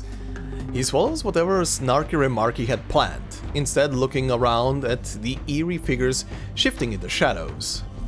They look like ghosts, but there's something different about them. So, little ghost hunter, can that machine of yours tell us what they are? 1 second, Uncle Zhao. Lily's working on it. Under the bewildered gazes of the officers... What the shit was that sound just now? Under the bewildered gazes of the officers, the young ghost hunter's human-headed Lily lets out a chilling, eerie laugh. Okay, that was what that sound was. Anand's expression changes. What? You mean there was a living man's soul? Ah. The soul literally leaves their body? Confirmation that this thing's covering the whole of Chinatown. Comms are down, and we can't seem to leave either. Arcane humanoids spotted in all directions. Don't seem to be critters of the beyond. Must be some kind of arcane creation. They're everywhere and immune to regular bullets. Arcane skills and specialized bullets break them apart for a while, but then their bodies just morph back together. I mean, they're basically souls then, in that case, so yeah, you know what? You're not gonna do much damage with bullets to them. No casualties so far, but people are panicking. What do we do, Chief? Whoa. Sorry, not my type. Whoa. These specialized bullets successfully repel the shadowy beings, but their supply is limited. Eldon has to fall back, yelling into his chameleon comm as he does so. Everyone keep calm. Groups A and C, protecting the public is your top priority. These things seem to follow anything that moves. Lure them away. I'm disappointed. Still not in costume! Miss Lee, Mr. Joe, gather as many civilians as you can and guide them to a safe place. He expected the private investigator to fire back with his usual sarcasm, but to his surprise, his response is immediate and to the point. No problem. They know us. I'm sure we'll be able to calm them down. I'll tell them they are special effects. They all know that a movie was being shot here. That should help. At least long enough to get them to safety. That means you guys are gonna have to figure this out yourselves. Show me what you've got, Arcane Affairs. We won't let you down. He takes another deep breath, filling his body with renewed strength. Group B, hold your positions. Target's probably trying to distract us with these monsters. What's your status? Report immediately. This is 48. Same thing's happening at the rear of the parade. Noir is fine, though. Keep it that way. The rest of you keep your eyes peeled. The target could appear at any time. Camerahead, Any idea what's going on? The Arcanum Containment Department employee is the person most likely to understand the current anomaly. I think Chinatown's been sealed inside an arcane barrier created by the film. It's a reality bubble. There's nothing in the records about this, but these arcane fluctuations are definitely from the film. What about those ghost things? I don't remember the file saying it could spawn spirits out of thin air. Well, I don't know. Reunion of the Three Swallows can play and record, that's for sure. Okay. But even if its power has been enhanced somehow, it probably wouldn't develop a completely unrelated ability. You are right, because it's not unrelated. Anand's voice crackles through the communicator. Even the usually carefree ghost hunter sounds a little tense. Remember the film's victims? Part of them was taken away by its record ability. What they lost was part of their spiritual energy and memories. They are Sawan Tapa, or 3 souls and 7 spirits. Okay, is this then gonna be the explanation to why people go insane who are exposed to the film roll? Because the film roll takes like, what, like, according to this, like, what, 3/10 of a soul? 3/10 of your being, essentially. So the last seven parts are kind of a bit of a confusion and chaotic state, because the other 3 are not there to keep the balance. Okay. These monsters are actually the Sawan Tapa of the victims. They're the victim's spiritual energy? But how did the film do that? The chilling appearance of the phantoms makes it difficult to connect them with what Anand has been declared them to be. I'm not sure, but Lily's never wrong. So, let's not try to eliminate these things, or the victims will never get their Sawan Tapa back. Yeah, that would be a problem. That would definitely be a problem. Anand's voice, transmitted through the DAA communicator, reaches Liang's ears. Essentially, she's holding everyone in Chinatown hostage. Pretty much. We certainly weren't expecting that. Oh, hi. Oh, hi. Liang looks at the figure standing just a few meters ahead. The frightened crowd clings to their family and friends, frantic and scared. And those who are alone gather with others near the dim glow of the shop fronts in search of any semblance of warmth and reassurance. They have no way of knowing that the one responsible for all this is standing just a few steps away. I didn't want it to come to this. This was between me and Noor. But you just couldn't leave it alone, could you? So here we are. Sounds like you already know what this film reel is capable of. Good. Saves me the trouble of explaining it. Now, bring me Noor. Not so fast, hot stuff. We need to do a boss battle. Okay. Anything to read before we head to the next part? Oh, there actually is. Truthful exchange. People just can't resist sharing their hearts with strangers. You know, I've shared so many of my stories with you. Why don't you tell me some of yours? Directors are always on the lookout for good material. I'm curious about your past. They say you're a once-in-a-generation talent. The one who summoned Queen Liang, the Xiandao beast that hadn't answered the Liang family calls in 300 years. That was all just a misunderstanding. Oh? The day I summoned Queen Liang, I learned its name and glimpsed its memories. Centuries ago, Qiang Liang was gravely injured during its last summoning and has been recovering ever since. That's why it hasn't answered the Liang family calls. Ah! Okay. So it wasn't that no one was capable of summoning it. It was licking its wounds, essentially. I just happened to summon it when it was finally healed. My family thought Liang chose me, so they placed high expectations on me. But I'm the chosen one. I was just lucky. Does your family know about this?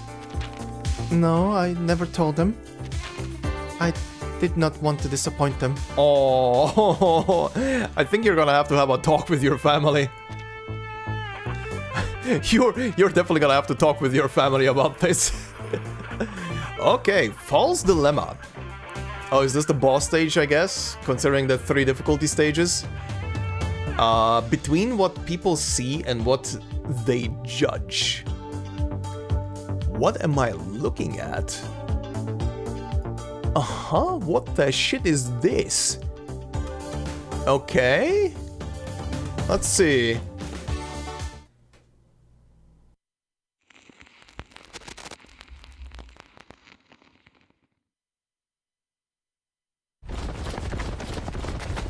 Target spotted.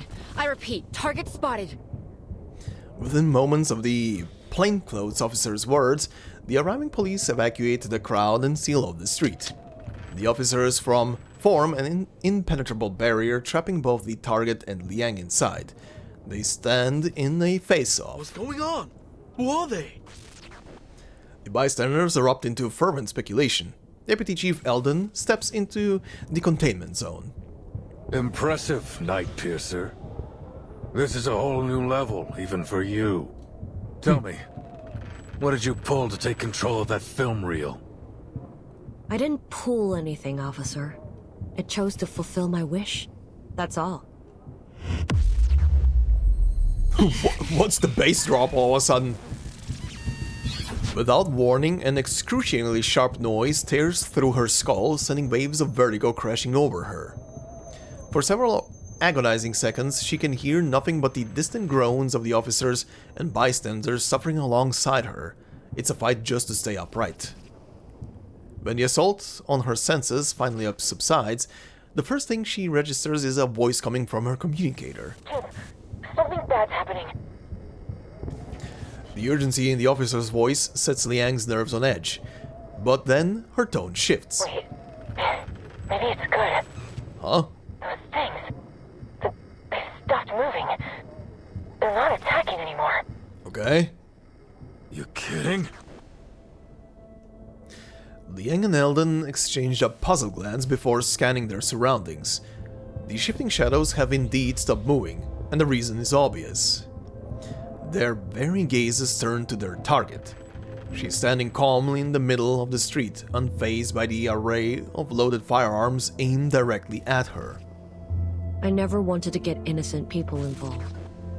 As I said before, this is between me and Noor. Now, may I see my dear old friend? Yep, after all, she is a vigilante that goes after the bad guys. If you're worried about her safety, the little vigil can tag along. Okay. Liang and Eldon exchange a look. It's too dangerous. We've already put Noir at considerable risk, but pushing her right into the hands of a criminal, I don't think so. Very interesting. Like, right now, I'm not feeling any like, to be fair, I haven't really felt any malice from Qixing coming towards Noir the entire way through. I wonder what she wants with her, then. We can't put a civilian in danger like that. Besides, why would Qixing let you go with her? You're walking right into a trap. Okay, I'm just gonna pose a theory. It's probably not gonna be true, but what if a portion of her soul, of Theresa's soul, is also trapped in the role, and there is like a message left with it, and she just wants to get to Noir to present her with that? Trapped or not, I'm afraid we don't have much choice. Her voice isn't loud, but in this high-tension standoff, its slow and measured cadence feels completely out of place. Poitier pushes Noir's wheelchair forward, placing her squarely in the spotlight. Poitier, what are you doing? I told you to hold position. Noir raises a hand, smiling as she cuts off Eldon's rising fury. Please don't blame Officer Poitier, sir. I forced her to bring me here. Oh yeah? What? What the hell are you thinking? Oh, with her puppet, Arcanum stuff? It's time I put an end to all of this. No need to worry, officer. Our reliable vigil will keep me safe, isn't that right? Yes, of course. I will ensure Miss Noah's safety, Chief. Leave it to me. Eldon studies Liang's face for a moment before shifting his gaze to Xixing. At last, he relents. Keep the target in check, Liang. Keeping his eyes on the target, he leans in close to Liang's ear and issues a low warning. James and the others are working on how to break this barrier we're in. Camerahead and that ghost hunter are helping them. Stay calm. We want to resolve this peacefully if possible. Haven't forgotten what you learned in negotiation class, have you? Of course not, sir. I got straight A's. Nerd! Sorry. Poitier takes Liang's other side and rests a firm hand on her shoulder. Guard up, rookie, and straighten your back. I get why you want to wear this outfit, but you can get things done with or without it. Isn't that right, partner? Okay, also, she didn't get controlled by her puppet bullshit to get her here. Right, ma'am. I won't fail. Before pulling away, Poitier gives Liang her usual rough pat on the back, but somehow it causes Liang's stiffness to melt away. Oh, they are so good friends now. Taking a steadying breath, she moves to Noir's side. Let's go, Director. Time for the final scene. Oh shit. Accompanied by Liang, Noir's wheels into the distorted world before them. It's as if a surreal nightmare is unfolding before their eyes. Look around you, Noir. Look at what we've done. Qixing's gaze wanders over the bleeding lights and flickering shadows around her as she scrutinizes the cracks and distortions in this twisted realm unleashed by the cursed film reel. But her expression holds no trace of admiration. This is what her film, the very last work of our dearest friend, looks like now. Tainted, twisted, and wicked. Okay, yeah. Figure that she's pissed because of that. All this is proof of our guilt. The blood on our hands. So, what are you going to do about it? Teresa's never coming back. She's dead. Noir doesn't shy away from the word. Though a note of sorrow lingers in her tone, she says it with a certain cold detachment. And you, playing hero, punishing those you deem evil. Does that make you feel better? You kill me and then what? Kill yourself? That's how you'll atone for your failures? Forgive my bluntness, but how laughably naive you are. Noir's voice has an uncharacteristic sharpness to it, but Xixing shows no sign of wavering under her scrutiny. Instead, she smiles. Atone for my failures? You're way off. You're right about one thing, though. She is gone. The person who cared for me more than anyone in the world. Dead. Oof. When she gave me a shoulder to lean on, I pushed her away. I left her to die alone and in pain. How could I ever atone for that? Okay. How could I ever expect her to forgive me? How selfish of me to even ask for that. Yeah, she's full of self-guilt. Yeah, okay. Liang furrows her brow in suspicion. Then why can't you let it go? CO7 is the hero who brings the happy ending, no matter what she's faced with. What you are doing now is anything but that. Oh boy, the music shut off. Oh no, what's coming?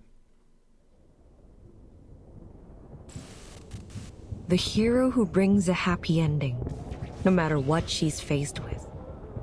That's what I said in the behind-the-scenes interview of CO7 too. I'm surprised you even remember that. I mean, she's a fan. After a brief pause, she smiles again. But there'll be no happy ending for me. Oh boy. You probably heard that. After she died, I starred in a few movies with other directors, but they all went south. Not because they weren't commercially successful or popular, but because I couldn't shake that feeling of disgust. I'd never felt that playing CO7. The cameras, the boom mics, the spotlights, the sight of them made me want to throw up, scream, do anything to run away from it all. Eventually, I retired from acting. But that sense of disgust never left me. It haunted me wherever I went, whatever I did. I kept asking myself, why is this happening to me? Why can't I just act? Why? Day and night, I wrestled with these questions. Until one day, I found the answer. Her gaze burns with intensity, and yet it carries a bone-chilling coldness. It is fixed firmly upon Noir. It all began with a dire mistake. One that needs to be corrected. Oh. Oh. Silver needles streak through the air in a sudden downpour. Miss Noah, get back! Oh boy, here comes the battle. Oh yeah, it's a sync battle. Nice. In that case, can I borrow a version of you that is equipped with... Oh, you are on... Yeah, okay. Hello, ma'am. I'm writing a report on a critter brawl at Dodger Okay, Stadium. you have your... Yeah, I'm gonna borrow... Ready to go. Borrow the properly equipped version. You are gonna be obviously out for this battle. Is she the only one I can borrow? Yeah, seems like it. Alright, also this music right now, very interesting. Whoa, reunion of the Three Swallows? I'm finding the film reel? A reel of film that has lost its original appearance. Once seen by former friends as evidence of guilt and by wandering souls as bait, it was coveted, sold, and became the cause of disasters. Yet intimately, it was merely an unfinished story. Aww. Pre-shot rehearsal. Okay, all resistances, yeah. When an enemy is dying, recovers 1% max HP for the enemy and applies permanent still frame on that enemy. The hell is this? Cannot act, cannot take damage. Okay. When all enemies are in the still frame status, the enemies are considered defeated in battle. At the end of the round, if one of the player's characters has experienced dying during the round, perform a revision one time. Revision can only trigger once per phase. Recovers the HP of all allies and enemies to their values at the start of the phase and dispels all still frame. Okay. Focus. This unit cannot gain Moxie when taking an action. After an enemy actively casts a skill, this unit gains Moxie +1.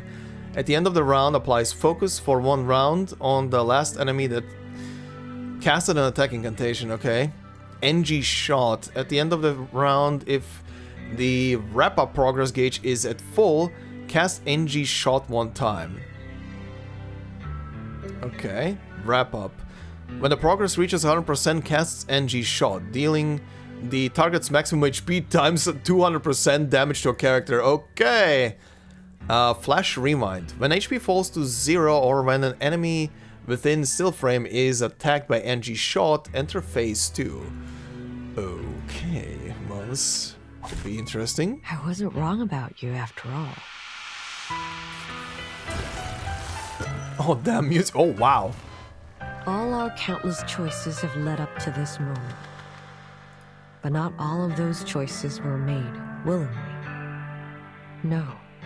Some of us had no choice but to fight over scraps in the dark corners of society. This time, though, it is my choice, my own will. And I'm fortunate to have you playing opposite me. I can see it in your eyes. You're not playing the role of a hero or an officer. You're yourself and nothing less. What about you? Is playing the role of a murderous villain really what you want? The answer to that is yours to find out, Little Vigil. My duty lies with you. Oh.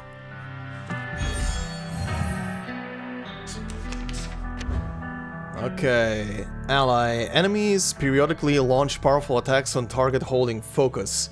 Use still frame strategically to evade the attack.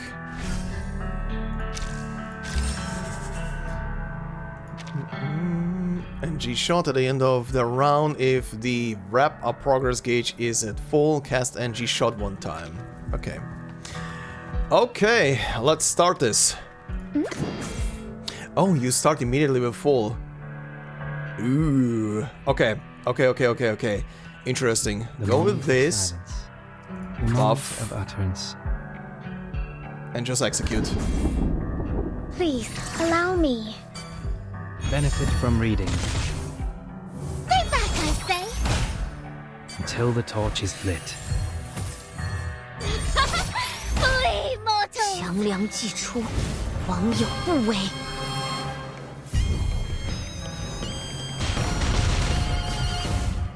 Okay. Ow. This isn't over yet. Spotlights. A word of warning. Don't leave your friends stranded. Their lives are in your hands. Alright then.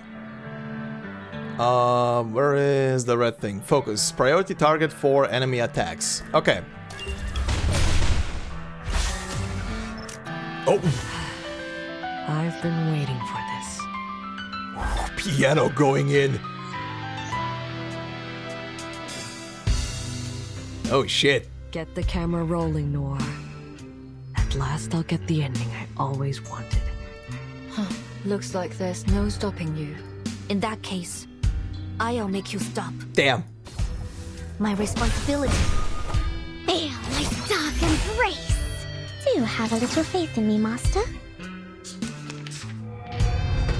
You won't get away.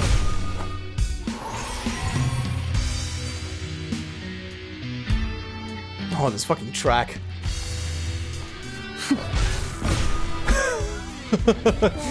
Holy shit.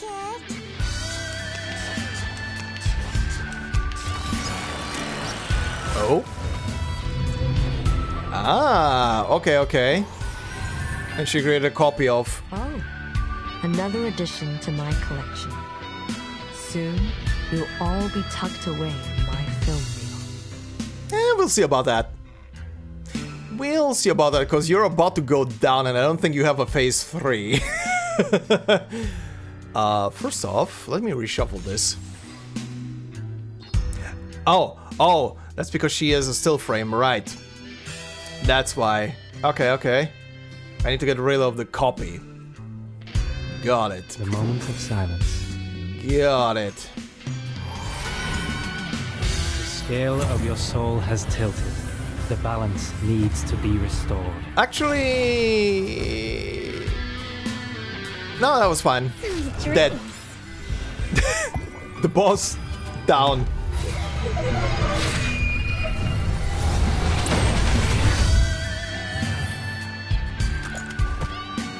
There it goes. Oh, poof. Good God, the music cut off so quick.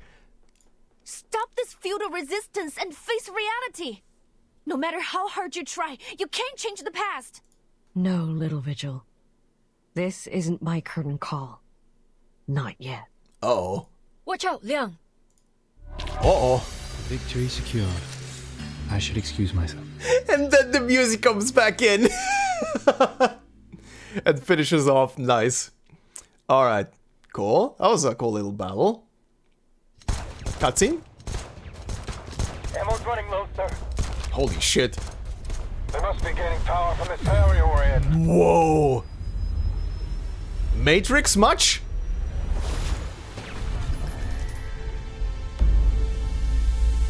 I hate you, Noir. You were born with a silver spoon and exceptional talent. You took everything for granted. You looked down on everyone else. I've always hated you. Jesus. No, hold on! Oh. That was close. Mm-hmm. Miss Xixi, is this really what you want to do? Are you really going to kill Miss Noah? You have to stop! This is completely meaningless. Meaningless? No. This is exactly what needs to happen. Every story must have an ending after all. The past has held me prisoner for far too long.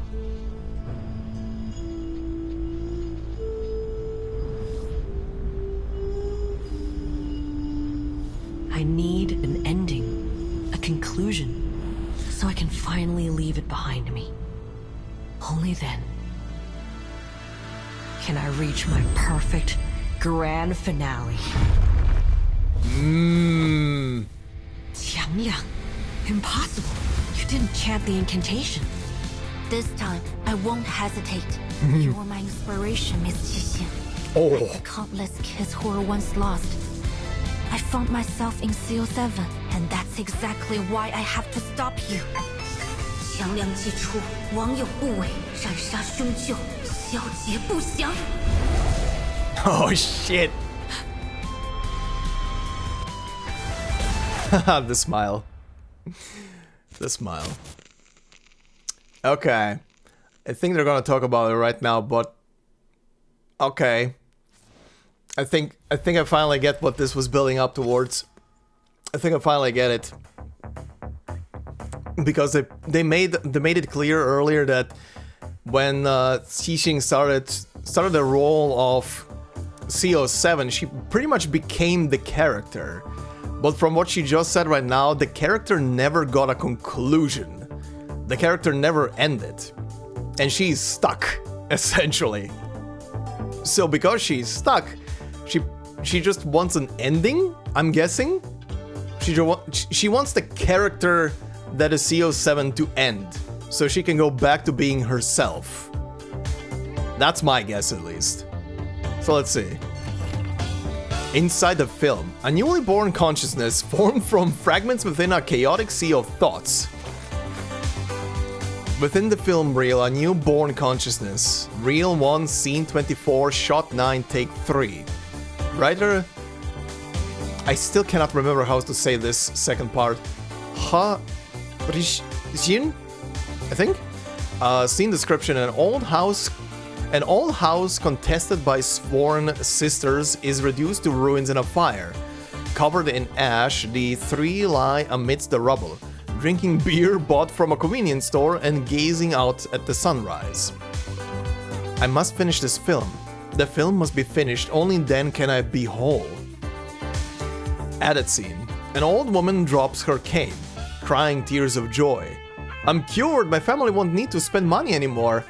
A classic technique, blending social issues with sentimentality. Added scene. A man kneels crying out, I'll kill that con artist, I'll avenge my mom. A perfect emotional outburst for the film's midpoint. Added scene. A woman paces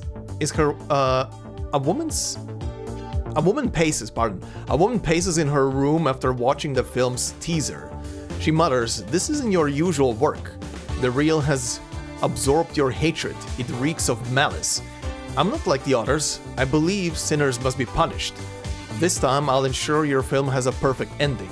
Purging sin with death? That's perfect. Just right for the finale.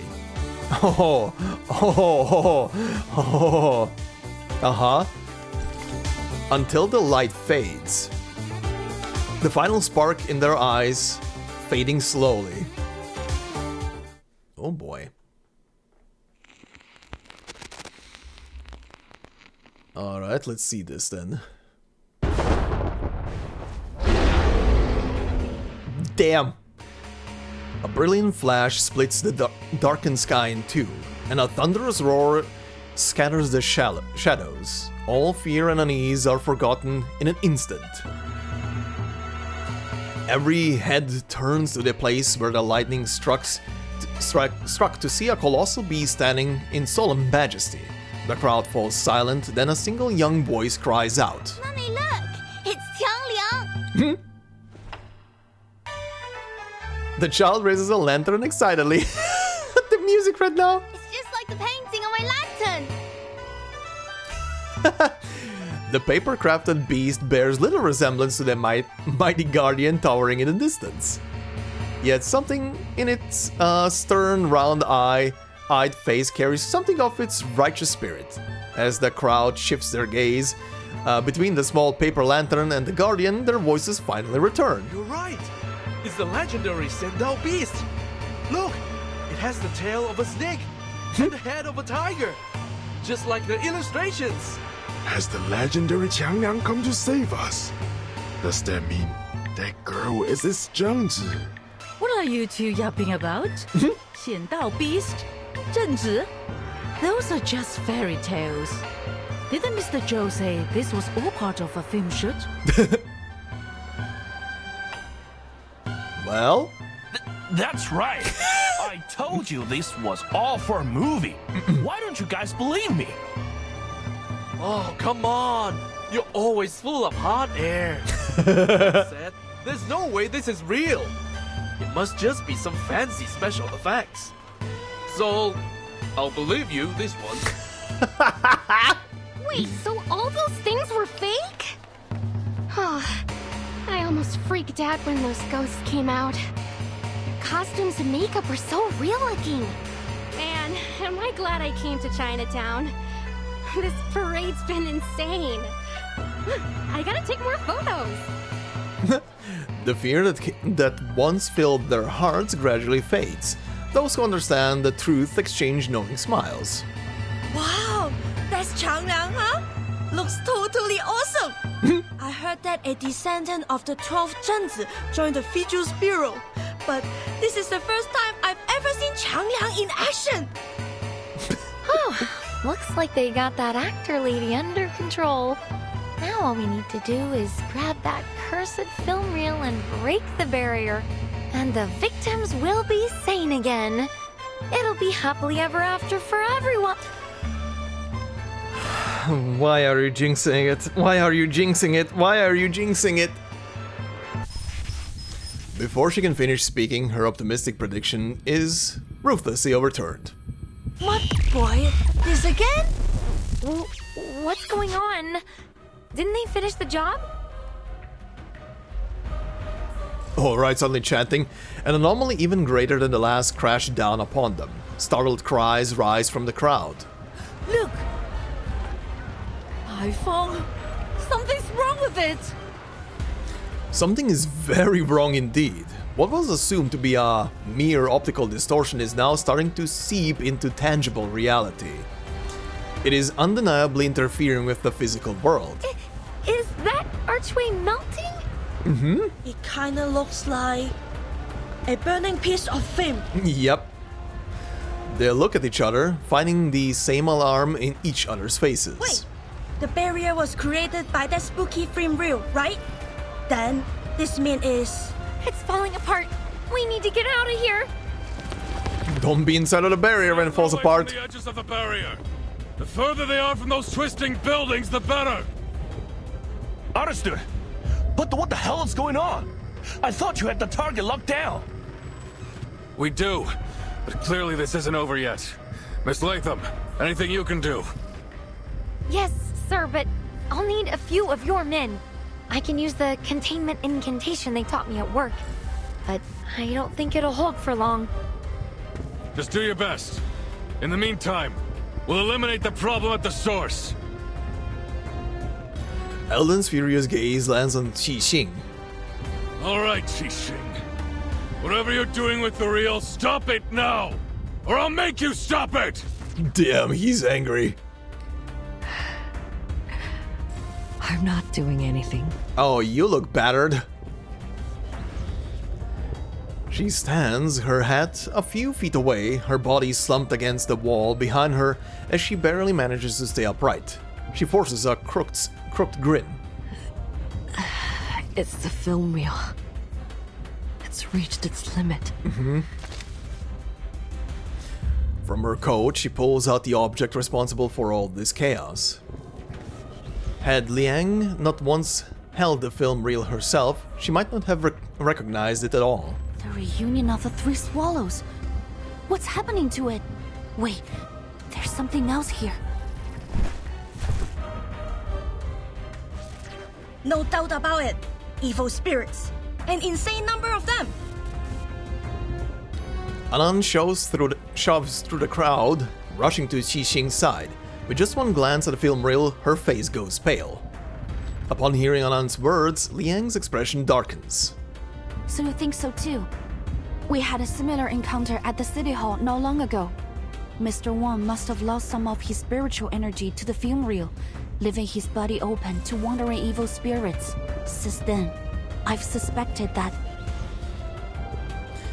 The uneasy speculation lodges in her throat, but Anand's voices it for her. Of course! I should have realized earlier! The ghost hunter lets out a long, frustrated sigh, then furrows her brow in thought, her expression growing increasingly grim. Obviously, evil spirits would be attracted to the film reel. It's like leaving a pot of honey in front of a wasp's nest. Oh god. A living soul is a wandering spirit's favorite meal. So with the number of souls scattered in the film reel, it's like a total feast. All that evil spiritual energy must have the film reel bursting at the seams. Anand scans her surroundings, alarm in her eyes. The collapse is approaching fast. It's as if reality itself is about to be swallowed whole. Yet neither Liang nor Anand can see single wandering or evil spirits. A sudden realization strikes Liang. Her gaze snaps to Qixing. But upon seeing her, her eyes widen in shock. Miss Qixing, your hand! Oh, did she take all of them inside of herself? I must admit. Deep, jagged cracks have spread across the entire film reel and climbed up Qixing's hand and arm like sinister veins. The film reel isn't the only thing at its limit. I can't hold on much longer. Uh-oh. The vessel containing Qing Liang strapped around Liang's waist starts to shudder. To Qing Liang, the malevolent energy emanating from Qixing must be eradicated. Oh. What does that mean? A thought flashes through Liang's mind. Could it be that the film reel has been out of control since the beginning? Probably. That depends on how you define the beginning. Oh god, her hand. Even though Qixing avoids answering, Liang knows she's right. Scattered pieces of the puzzle find their place, and finally the picture begins to form a whole. Since the moment Miss Latham played the cursed film, people have started to suffer from mental disorders. But if you think about it, the sequence of events doesn't make sense. There were only 5 victims of the film incident in Hong Kong 8 years ago. But this time, the number of victims was growing rapidly. That was until you got involved, Miss Qixing. Ah. It was working through her? Ever since you took possession of the film reel, only a small number of specific people have been targeted. We thought you were exploiting the reel's power to carry out your vigilantism, but in truth... In truth, it was just leaking out through her? You were trying to control the reel, but limiting its victims to those you deemed as villains. Or that she was directing the power of the reel towards people. Okay. Though disbelief still colors her voice, her words are not a question. Eldon and the others stare, caught between shock and suspicion, as they turn toward the woman they assumed was the true culprit. Is that true? You flatter me, little Vigil. I simply didn't want her legacy to become a tool of evil. That was never her intention. So that's why you did all this? You wanted us all at the parade because you were losing control of the real? But isn't your goal to kill Miss Noah? Was that also a setup? Yep. If the film reel wasn't part of your plan, then what was? A conclusion she herself once stated resurfaces in her mind, and she realizes she made a critical error. Miss Qixing still can't accept the way Miss Noah ended Detective CO73. That's her motive. The ending consists of two major elements, the Shehe parade and the villain who should have been punished. She now sees Noah as that villain. Noah isn't the villain, is she? In your perfect grand finale, the villain you intend to kill at the parade is none other than yourself. It's a good ending for everyone. The big bad finally gets her comeuppance, and who better fits the role than me? This is the grand finale you want to have? But why does it have to end like this? Because this is the way it has to be. When a drop of ink falls onto paper, no matter how hard you wipe, it can never be spotless again. People say that every saint has a past, and every sinner has a future. What garbage. Some mistakes can never be forgiven. What happened to He Rijun was an accident. You shouldn't blame yourself for her death. It wasn't your fault. But it was my fault. It was my stubbornness, my selfishness, that pushed my dear friend, who really, truly cared for me, toward the cliff. How can someone like me carry the title of CO7? I don't deserve to stand in the spotlight ever again. Punishing those equally despicable pieces of scum made me feel better for a while, but it didn't last. That sickening feeling inside, that disgust in myself, it wouldn't stop. I looked everywhere for a way to heal it. But then I realized that the biggest piece of scum was me. Oh boy. Qixing looks up at the sky and lets out a long breath.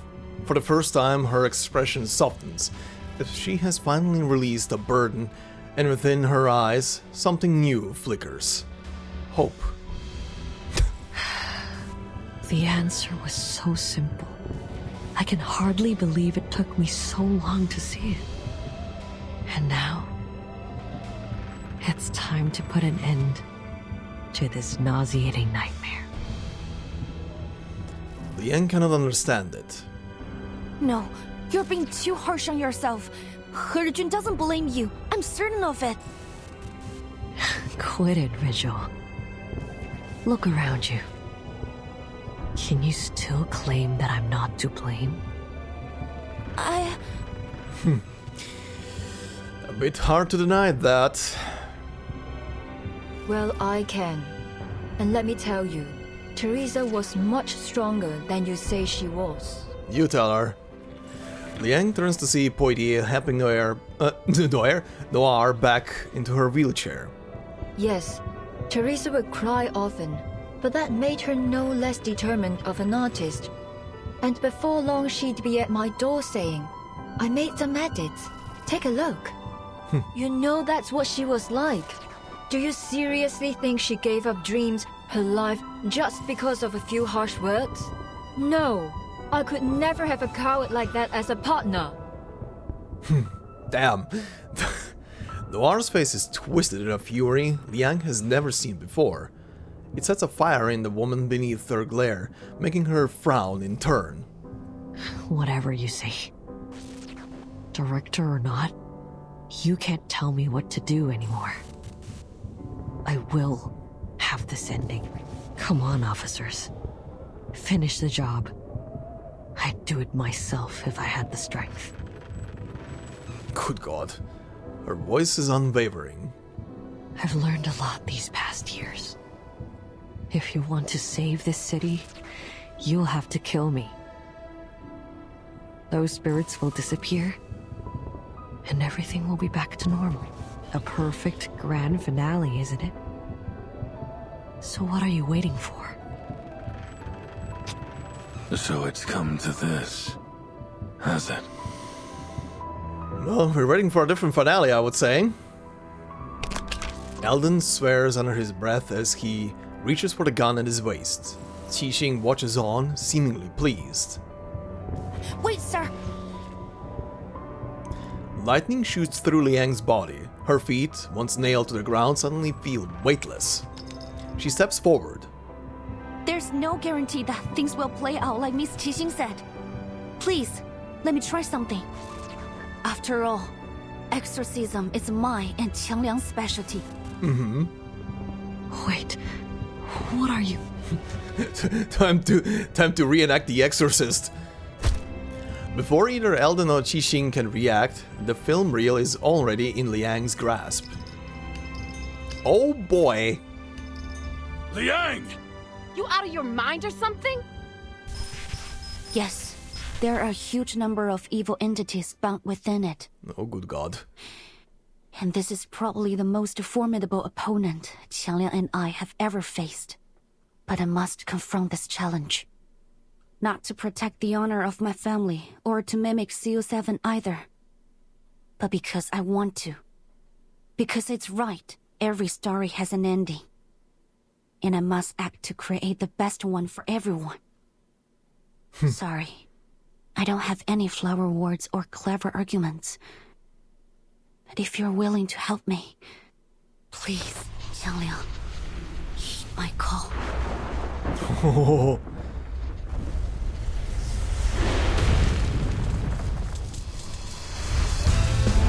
Oh shit!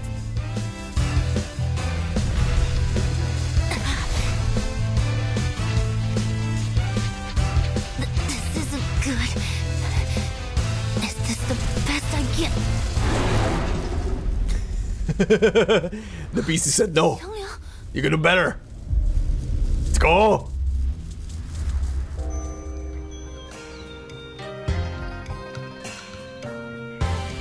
Uh-huh. On the Emperor's order, Fang Xingxi and Devi sought the assistance of the 12 gods of Sheti. Bestowed with their divine might, Fang Xingxi bound the creature and turned their monstrous power to the service of the people. Okay, this is going too fast.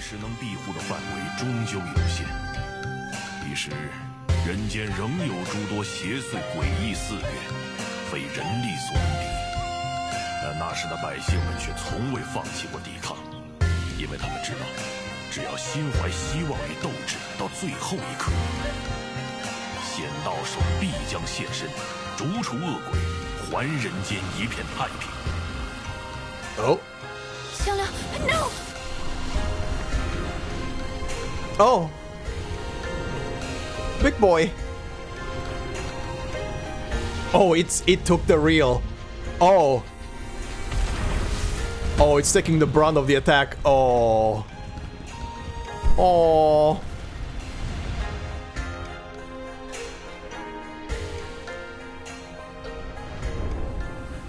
Oh. Well, good boy.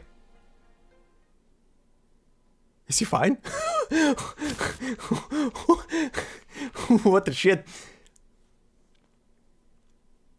The big legendary beast was like, no. You live. Me ghost. Me fine. Okay.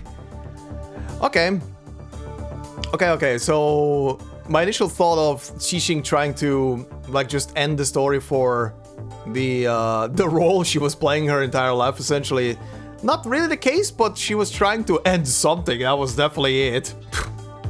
He went a bit further than I expected. Alright, so police station. Is everybody here? The chief, Poitier. Okay, I think most people are here. Rescreen. But you'll always love the story, for it remains there unchanged. Uh-huh.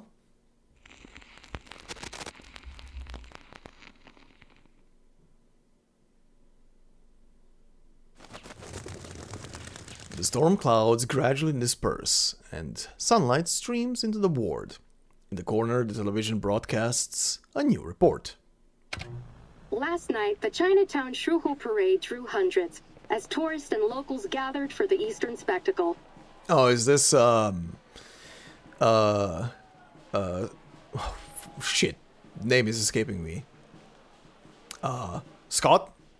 These photos, shared by an enthusiastic tourist, show the enormous holographic images that were created on-site, using arcane skills to present a stunning performance of the Chinese folktale Liang's exorcism. Uh-huh. Sure. The event has been deemed a well-organized success, with many promising to attend again next year.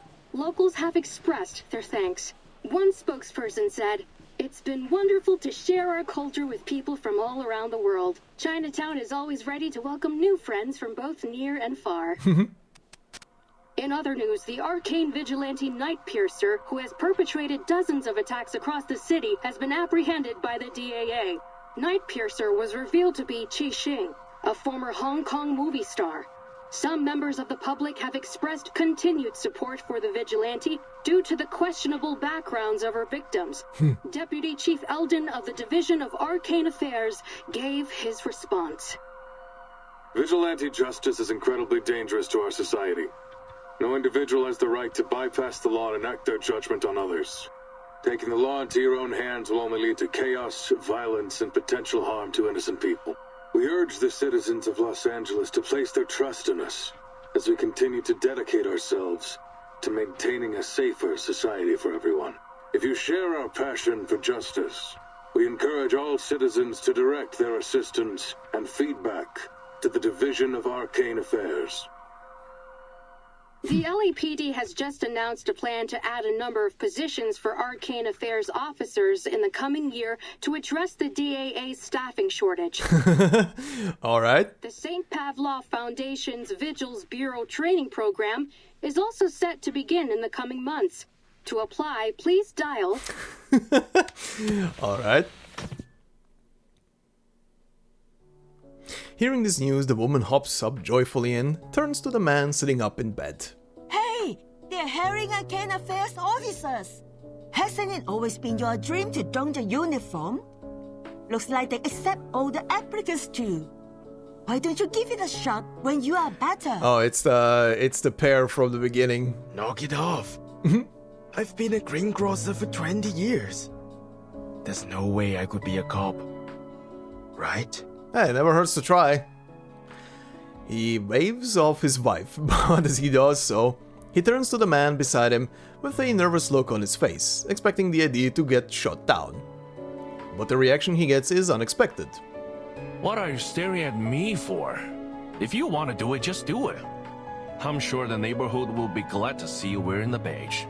That's what I said. Besides, I spent some time with the officers at the parade. I'm sure that you will be just as capable as them. You're gonna have to toughen up a little, though.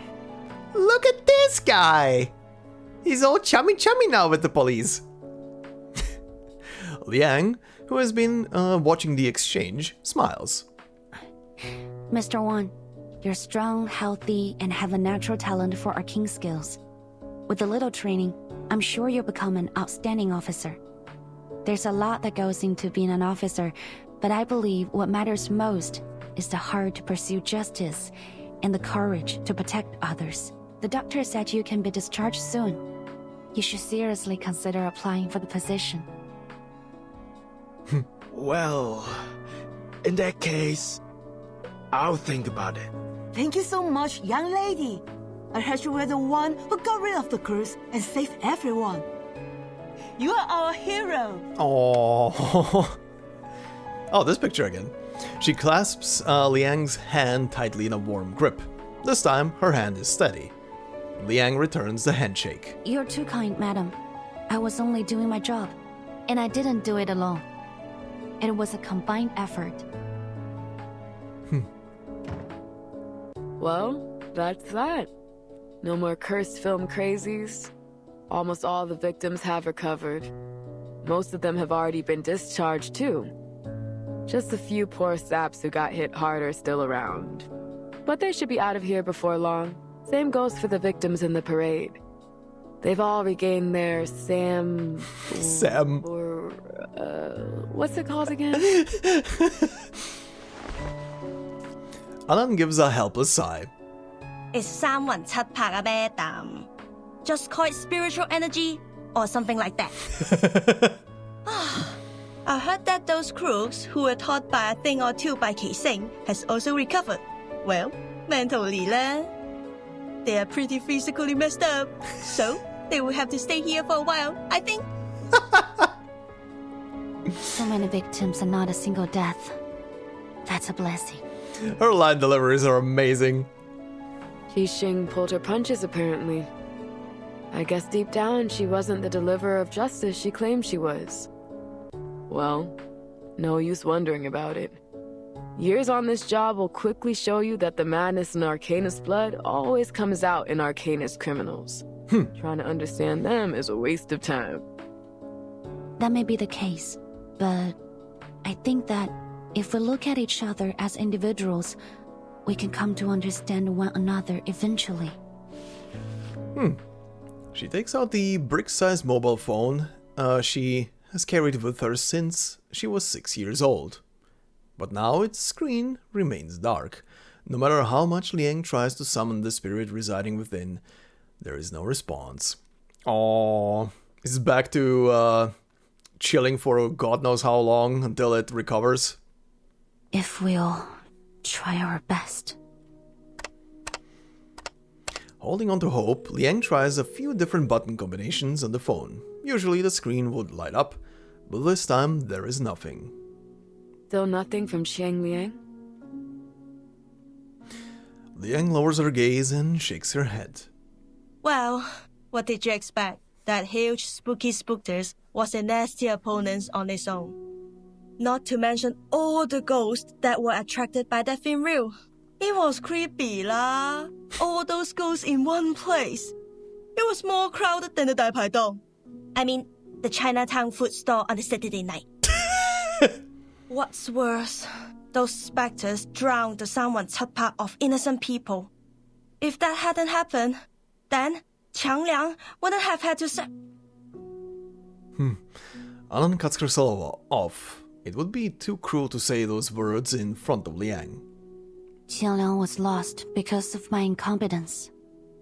I don't know how I'll be able to face my family now. And there's something else that's bothering me. When Qiang Liang pulled in the evil spirits, I thought I was going to die with it. But it looked at me and pushed me aside. It bore everything, all alone. Why did it go to such lengths to help me? Because I'm its Zhenzi. Or because it likes you? The way it looked at me, I think it wanted to tell me something. But I didn't understand what. Qiang Liang had been by my side since I was 6. But I always saw it as a heavy burden or a double-edged sword. Was the final message maybe just, you're free now, live your life? I never saw it as an independent individual or as a friend. I never tried to truly understand it. Aww. And now, I've probably lost the opportunity to ever understand it. Liang sighs and falls silent. The other two exchange a glance and simultaneously pat her on the shoulders. Come on, enough with the long face. Maybe Qiang Liang will respond to you one day lah. You never know. And I'm here if you ever need my professional ghost-busting service. Exclusive discount just for you,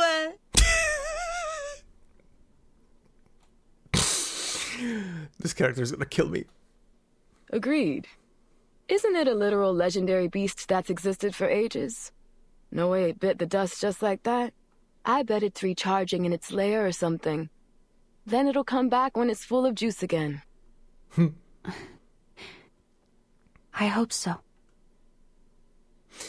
She knows these are just comforting words, but their concern for her gives her the strength to move forward nonetheless. Oh, Portier! There you are! And the ghost-busting girl in Liang!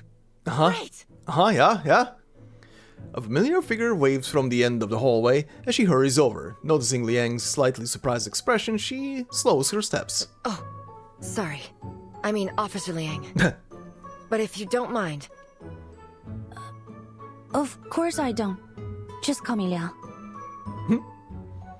Despite her swift response, Liang still feels a little surprised when she sees the officer extend her hand toward her. Oh, where are my manners? Name's Jenny Carter. Just Jenny's fine. Unlike your instructor, I don't try to hide my appreciation of people. I gotta say, you've done an awesome job. Folks at the department have all been talking about it. We're proud of you. Please tell me there's some way to postpone the end of your field training. This is the second hand Liang has shaken today. Thank you. That's very kind. What brings you here? Deputy Chief Eldon, of course. Who else? Foundation staff have arrived. They're gonna take over Qi Xing's interrogation and everything. They're gonna take the film reel back to their headquarters, too. But your request has been approved. We can watch Reunion of the Three Swallows before they take it away. Oh, nice! Huh! It's actually very nice. Division of Arcane Affairs, LA. For crying out loud, the DAA is in a movie theater. Where'd all these people come from? Oh, shut up! Sit down and watch the movie and get yourself some popcorn. You giant brick. You didn't even show your costume! Eldon scans the group before him. My apologies, sir. I invited them. This may be the only chance for Teresa's last work to be shown to the public. I want as many people to see it as possible. Every filmmaker wants their work to be shown to the world. I appreciate your understanding. Before Eldon can respond, Anan cuts in. Come on, sir. It's no big deal. Everyone here knows what really happened. We just want to know what the film's about. Why does this character have so much like old lady energy? Like she has the energy of like an anime grandma that is way too energetic for her age and way too loud for her age. Yeah, didn't you see something on TV about assistance and feedback? You'd be going back on your word if you ignored us now. Hey, don't you go talking circles around me again. Everybody's friends. Even in this harmonious scene, the two men can't help but bicker. Portier rolls her eyes. Luckily, the two are quickly interrupted by a woman in a Foundation uniform. No need to worry, Deputy Chief Eldon. After thorough examination, we've determined that the film reel no longer possesses the ability to twist reality. It was our negligence that allowed the film to be taken in the first place. So, as Mr. Zhou said, the people deserve to know the truth. Besides, every viewer is required to sign this confidentiality agreement before entering the screening room. Alright everyone, please hurry. The movie starts in 15 minutes. Oh, I'm pumped! No way I'm missing this! Give me a pen! Alan heads over to the desk and the DA officers and Chinatown private detectives follow suit. Liang and Noir, on the other hand, hang back. They already signed the confidentiality agreement. After all, they are the ones who drafted it. You have my thanks, Vigil. If it weren't for you, I doubt Ah Sing and I would have had this chance to watch our good friend's swan song. I also have to thank you for helping me stop Ah Sing and for helping me keep my promise. Your promise? Noir pets her hands on her thighs. Yes, I swore on these two legs. In the past, all I cared about was making the best film. I saw everyone, even my actors and writers, as tools to reach that goal. But I was wrong. There's no such thing as a best film, only a better film. And to make a better film, I need a team around me. What matters most is the people who make the film, not the film itself. She turns her head and looks toward the bolted door at the other end of the room. But as long as we're living, there's still a future. Maybe I should hire a good lawyer for our Sing. They can probably secure a shorter sentence when she's free again, both physically and mentally. Perhaps we can make a movie together, just like old times. Aww. Liang is momentarily stunned. Are you sure? With all due respect, Miss Noah, that will probably be a very long time from now. Yeah, it's fine. So, even if we're old ladies by then, as long as we can still move, I'm certain we can make movies. Speaking of which, you'd make an excellent addition to my crew, Miss Liang. Of course. Don't hesitate to contact me if you reconsider your career choice. You're very generous, Miss Noah. But I think I'll stick to being a fan for the time being. I look forward to seeing what you do next. You won't be disappointed. By the way, have you seen Miss Latham lately? I tried to invite her, but she didn't pick up the phone. She must have left it in her room again. Actually, I ran into her at the hospital earlier. Miss Scott just regained consciousness. She wanted to visit her. Okay. Noir's smile fades slightly, and a contemplative expression comes over her. Miss Scott... Something tells me that there's still an unsolved mystery there. Yeah, there definitely is a mystery there. You mean a truth hidden behind all these incidents? Mm-hmm. Yes, like a chessboard, where the pawns placed on the front line. Mm-hmm. Somehow, we've managed to fight our way out, escaping our planned doom. But who is the player who placed us there? Mm-hmm. They are still a mystery, watching us from the shadows. I don't like this feeling. I'll keep an eye on the matter. I already made a detailed report to my superiors. If there's anything else going on, I'm sure the vigils will put a stop to it. I suppose we'll have to wait and see. Noir's expression does not ease. It seems the title Vigil's Bureau doesn't bring her much confidence.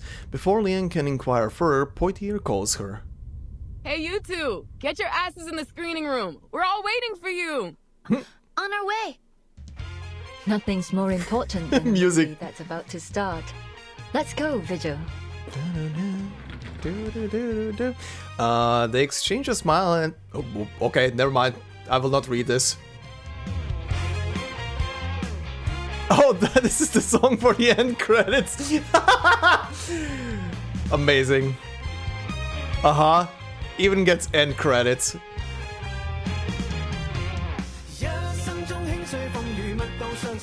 Oh, shit. Uh-huh.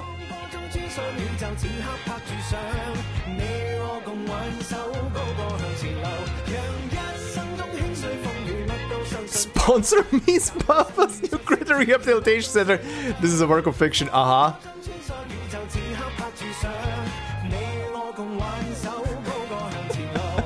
Alright, I'm vibing with this. This is great.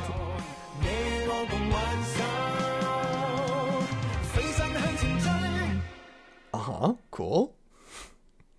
What comes next, though?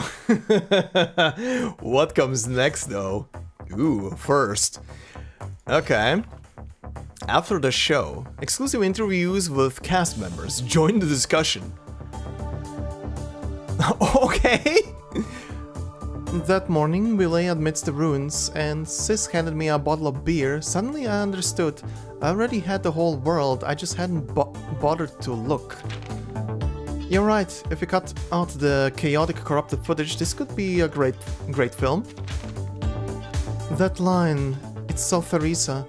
A house can be rebuilt, and the gaps between friends can be mended. And she always loved life.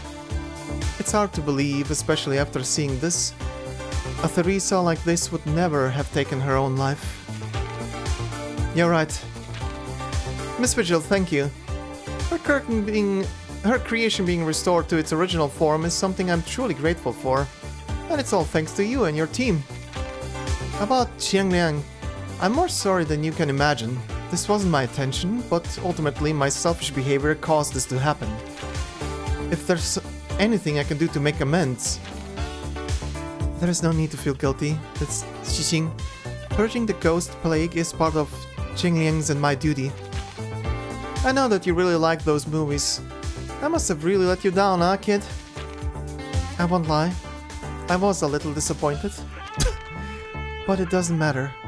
CO7 is still my favorite character, and that will never change. Oh, oh, thank you. Oh.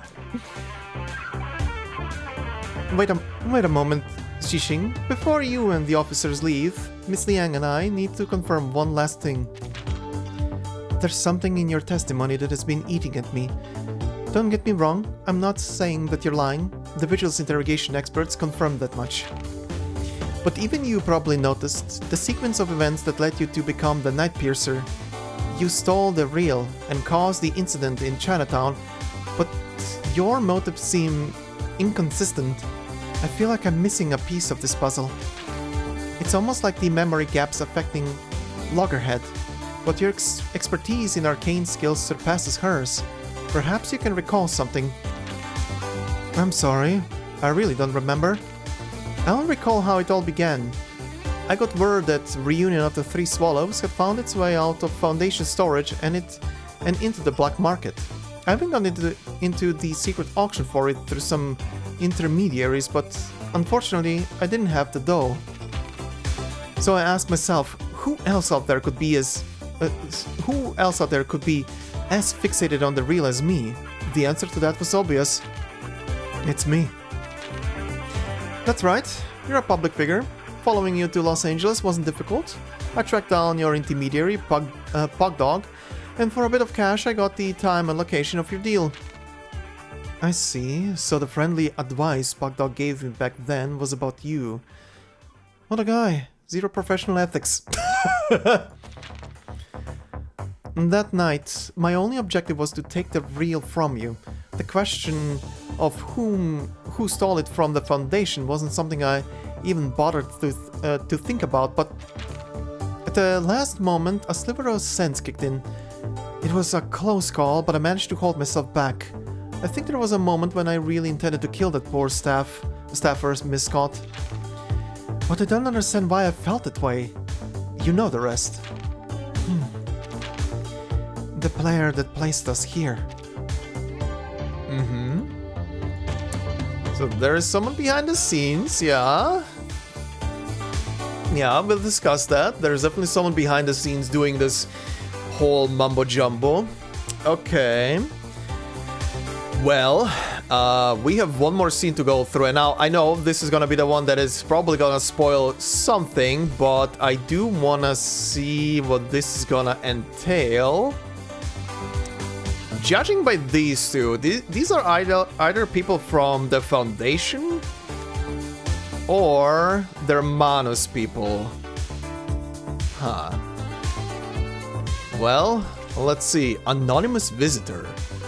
A bouquet left by the comforter wilting away.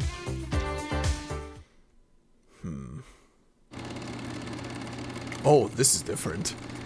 Oh, this is different.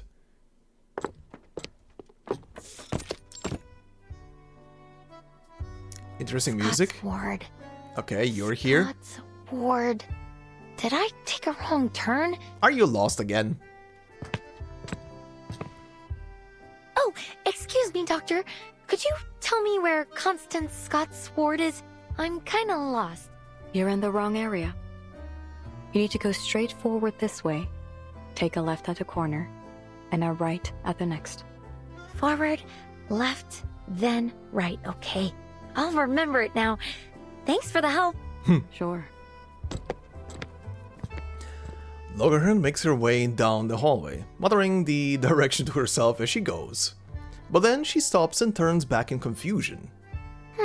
That's odd. Why do I feel like I talked to that doctor a few days ago? Also, that doctor had a familiar voice. Must just be my bad memory. The lady last time was more friendly. Uh-huh. No, I think you're onto something. She tilts her head before quickly deciding to let it go. Wait, which way did she say again? Oh god, come on. How about you write it down? Sorry, Doctor. It isn't time for the routine checkup yet. You're right. But yesterday's medical report showed some concerning fluctuations in the patient's data. Okay. It's probably nothing serious, but we should conduct a clinical check on the patient, just in case.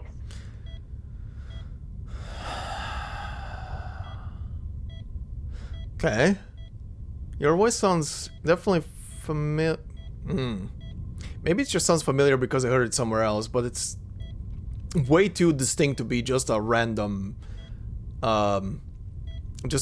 person voicing a random doctor. Who are you? Please wait a moment. Let me verify this with your superior. Of course, officer. You can never be too cautious, especially when the patient's involved in a sensitive case. Yeah. Thanks for your...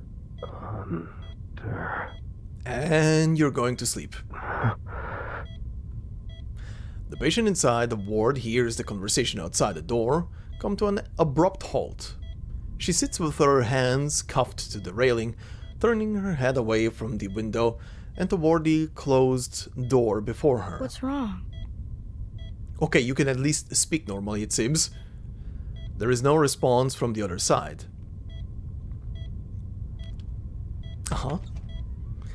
Several seconds later, the doorknob turns. Standing in the doorway is a doctor. She looks vaguely familiar. Good afternoon, Miss Scott. How are you feeling today?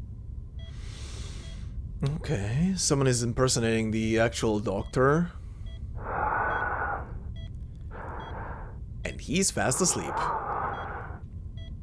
Before the door is closed again, Scott catches a glimpse of the Arcane Affairs officer staring straight ahead. He doesn't so much as glance in her direction. Something's wrong. Scott shoots up straight. Who are you? Someone brought you these flowers. Flowers?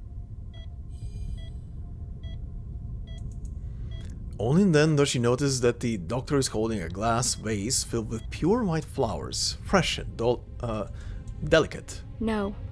Something's not right. I heard what you said to the officer. How are you supposed to do a medical check with a flower? Oh. Vase. Uh-huh.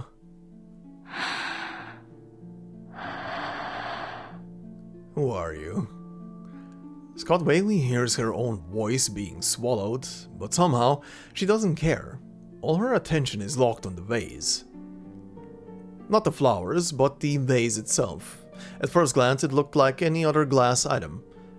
But now that it's under the sunlight, it is shimmering like crystal, refracting dreamlike colors around the ward. Is this crystal? A barrier blocking off her memory suddenly bursts. It's you, madam.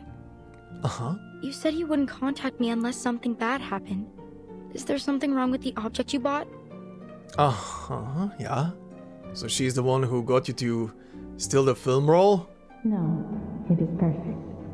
You have been of superb help. Excuse me, what the shit am I looking at? A crystal? Did you jump out of Final Fantasy? Do you need to go back, Heidelin? Do not answer me what the shit this thing is. It was my honor to serve you, madam. And I must say, you have incredible foresight. Uh-huh. The vigils caught me, but they couldn't get any useful information because I can't remember any. But you still seem to be in a rather precarious situation. Yes, but you needn't worry. I can handle this myself. Uh-huh. That is good to hear. Uh-huh. The other end of the communication incantation falls silent. If not for the light still refracting from the vase, she might have thought the other party already hung up. By the way, I met Matilda not long ago. Uh-huh, yeah, you did. She was here for a brief moment in the story. She was worried about you. Have you not contacted her? Uh-huh? That is not necessary. Were she more perceptive, she would have already discovered me herself. She will find me when she's ready. Uh-huh? The voice on the other side shows little interest in the topic. Scott smirks to herself but struggles to find another excuse to prolong the conversation. But her moment has already passed. Uh-huh. The colors twist and her consciousness begins to spiral. What was I doing again? Oh, will all of this be deleted out of your brain? I am contacting you to express my gratitude. Merci beaucoup, Miss Scott. And please believe me, you are far more gifted than you think. Okay, someone who is French. The woman's voice rings out from a particularly distorted and colorful spot in the room. It is elegant, dignified, and strangely familiar. Who are you? The voice does not answer. However, those black dogs have a keener sense of smell than I thought. I am afraid our relationship has come to an end. Adieu, Miss Scott. Huh? Wait. Is this the same voice? Is this the same voice actress as Lucrezia from from The Legend of Heroes? The English VA, at least. Sounds vaguely familiar. Whoa. A bullet shatters the vase, shattering the dream and crashing her back to reality. At some point, the door was silently opened, a pair of black leather boots steps over the shards of the broken vase and comes to a stop at Scott's bedside. Huh, they run fast, that's for sure. Whoa. Looks like this fish is bigger than we thought. Black ibis? Oh, it's a vigil. Damn, you look cool as fuck. Have you figured out what happened to the two officers? The woman turns to her cadet. A man, also dressed in the same black uniform, is dragging the unconscious body of the doctor who visited earlier beside that of the DAA officer who had been keeping guard outside. They're under some kind of hypnosis. Caster's no amateur either. Arcane fluctuations are impossible to trace. Not bad. Not bad at all. She crouches down to pick up a shard of glass. As she examines it, her mouth curls into a smile. Not bad. This is really bad. We already knew Scott was the culprit, but you just had to use her as bait to reel in the fish hiding in the darkness. Well? Now all we have is Scott with no memories of what happened, and a stone-cold trail. Truly genius. And I still don't get why you're keeping all this from Liang. She's your cadet, and right here in the city. We should have had her join the investigation. Okay, she's her superior, okay. I can't wait to see her face when she finds out what's been going on. And I'm not defending you this time either. Faced with her cadet's accusations, the woman feigns innocence. Defending me? There's nothing to defend. If we told her about our plan, she would have started acting differently and spooked our fish. Besides, the whole point of her field training program in the LAPD was to see if she could handle things on her own. And she's proven that she can. The Division of Arcane Affairs seems to adore her, so I'm sure the Deputy Chief will give her an excellent write-up. Everything's turned out great, hasn't it? I mean, Ibis here has a point. She is adorable. See? How considerate I am. How I always do things in my cadet's best interests. How could you make me out to be such a heartless, irresponsible monster? Because you literally sound like one right now. No offense. She exaggerates a sorrowful expression which only makes her cadet roll his eyes in exasperation. Oh, don't give me that look. Anyway, I think I've got an idea as to what's going on. Really? Uh-huh. The woman drops her act and smiles knowingly. Our big fish got away, yes. But just confirming that a fish this big exists has already made this worth our time. Now, back to the stolen arcane items. There are 5 in total, including the cursed film reel and the wind-up toy that the Timekeeper shattered. Okay. Okay. Tell me, Bob, does our fish need all 5 arcane items? It's Alan, not Bob. How many times do I have to tell you? And to answer your question, no. I don't think so. The wind-up toy has already been destroyed, and the film reel's been recovered by a fellow cadet. These items did cause a few problems, but I don't see any common thread between the incidents they caused. Correct, Brian. Those 2 items were probably just decoys to divert our attention. Again, it's Alan. I'm starting to like this woman. Ignoring her cadet's correction, she goes on. 夫藏木于林，人皆视而不见. Of the 5 objects, they probably only need 1. A clever fish knows how to muddy the waters to hide itself. Okay, considering it was mentioned in the letter before, I'm just making a conjecture here, and it's probably talking about whatever the vessel was for... that was mentioned for Anjonala, I guess. Just thinking out loud from what I learned from this story. Okay. Take a guess, Buck. Which one do they need? Every name so far is with a B. It's Alan. A-L-A-N. There isn't even a single B in it. The cadet sighs, half in reluctance, half in realization. Well, out of the 3, which one is... Wait, could it be? Bingo. From the way her cadet's face darkens, she can tell he has found the answer. Okay. Does that mean the legend's real? It can really be used in that ritual? It would seem so. So, it's Manus Vindicte again. Okay. What ritual? Don't answer that. I'm just thinking out loud. He speaks the name, his expression grim. They must have planted a mole somewhere among the Foundation's elites. Someone with clearance to the Arcanum Containment Department. Would make sense, yeah? Seems our fish doesn't wear the black robe. The woman taps her chin. This response makes her cadet's eyes widen in disbelief. Huh? So you're saying there's someone behind all this who wants to perform that ritual, and somehow has the means to steal from the Foundation? There's just no way. They keep being vague about it. That ritual? Are they talking about this?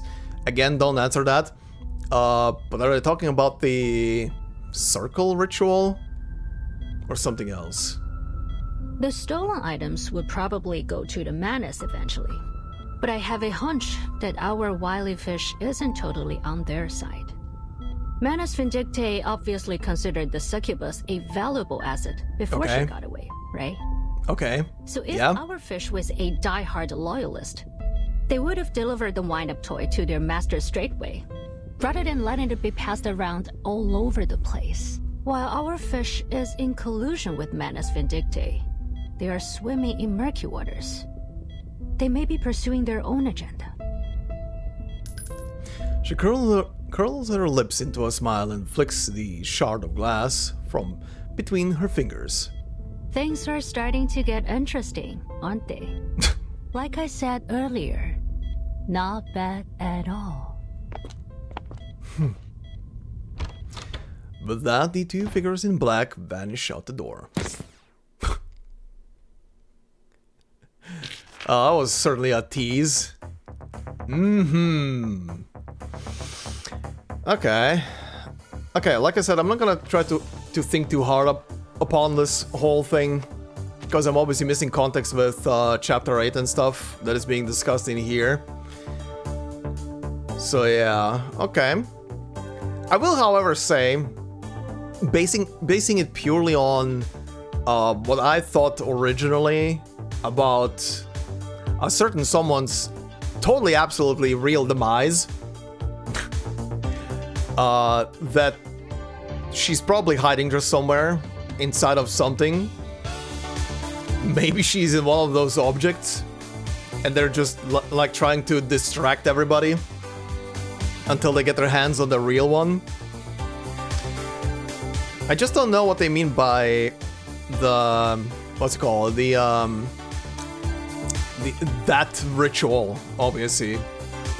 So yeah, let's leave it at that. This was interesting, but again, I have no idea what this kind of either spoiled me on or whatever the hell. They just said that an object got destroyed, and it doesn't mean much to me because, again, it's part for the Anjanala story.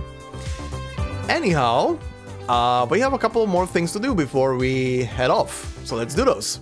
Alright, so I have no idea what I'm getting myself into, but this is definitely something.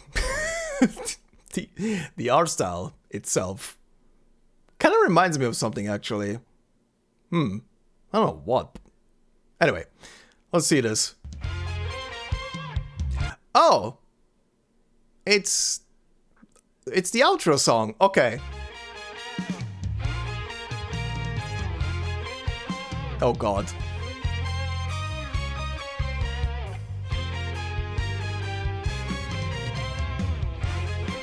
Uh-huh.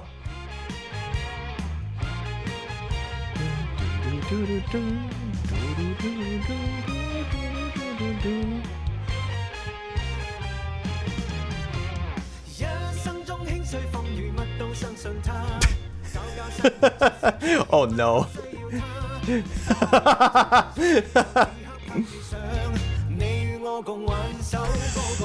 What? What?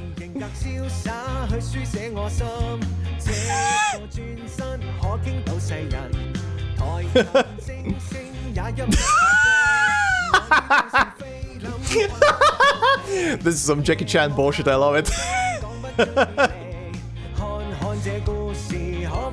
Uh-huh. Uh-huh.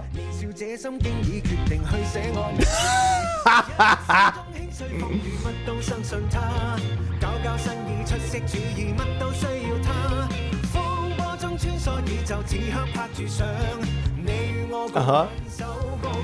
Oh no. Oh no. Oh no. What? Oh no. Oh no.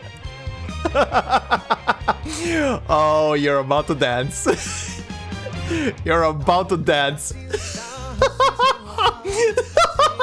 That walk.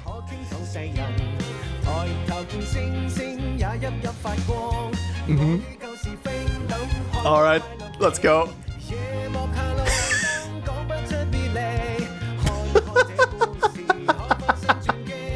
A bit stiff.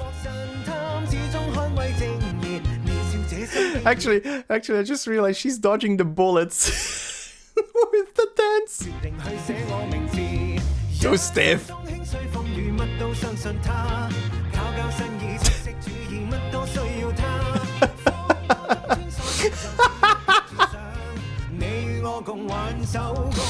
I love how everybody's looking over.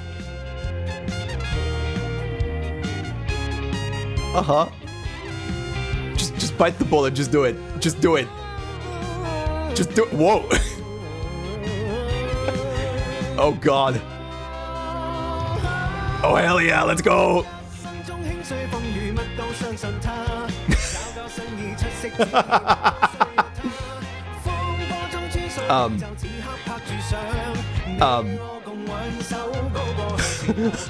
Oh no.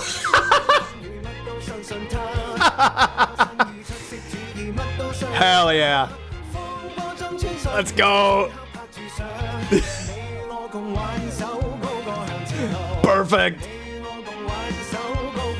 Oh no. No. No. No. Oh. to make it look.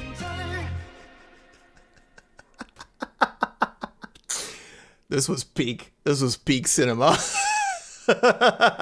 This was absolute peak cinema. Alright, back to the game. Okay.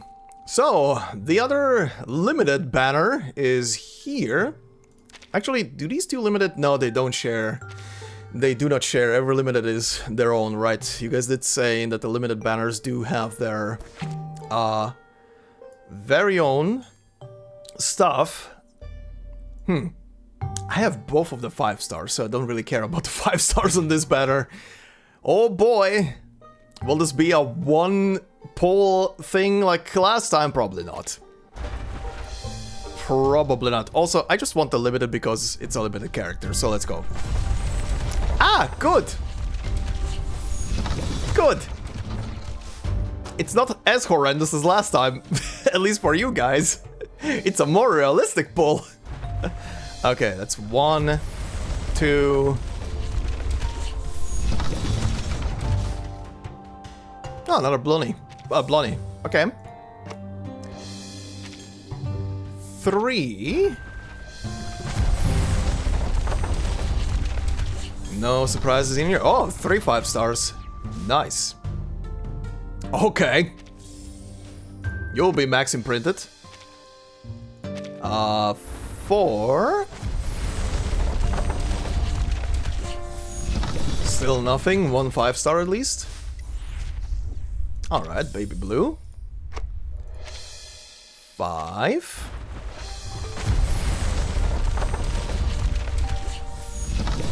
Okay. Gonna have to hit actual pity this time, huh? Oh, whoops. Alright. 6. Still nothing. Getting a lot of 5 stars though. Okay, better units. 7. There it is. There it is. And it is a new, should be, right? Was she planned? No, she was. Oh! I am Druvis III. It's my pleasure to meet you. You said I didn't look very pleased? How about now? Alright, my first Druvis. Well, I have the character on guarantee now. Might as well. Immediate dud. Let's keep it rolling. Yep. Oh god, don't make me go to another full pity. Come on. Getting low now.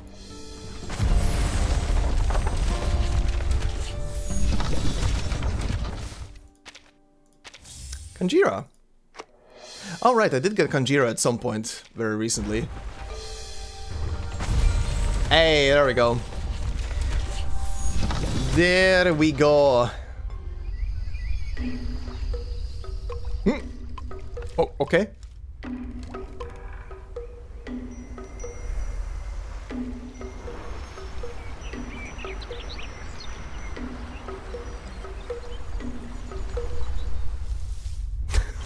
Okay. 请问这里是？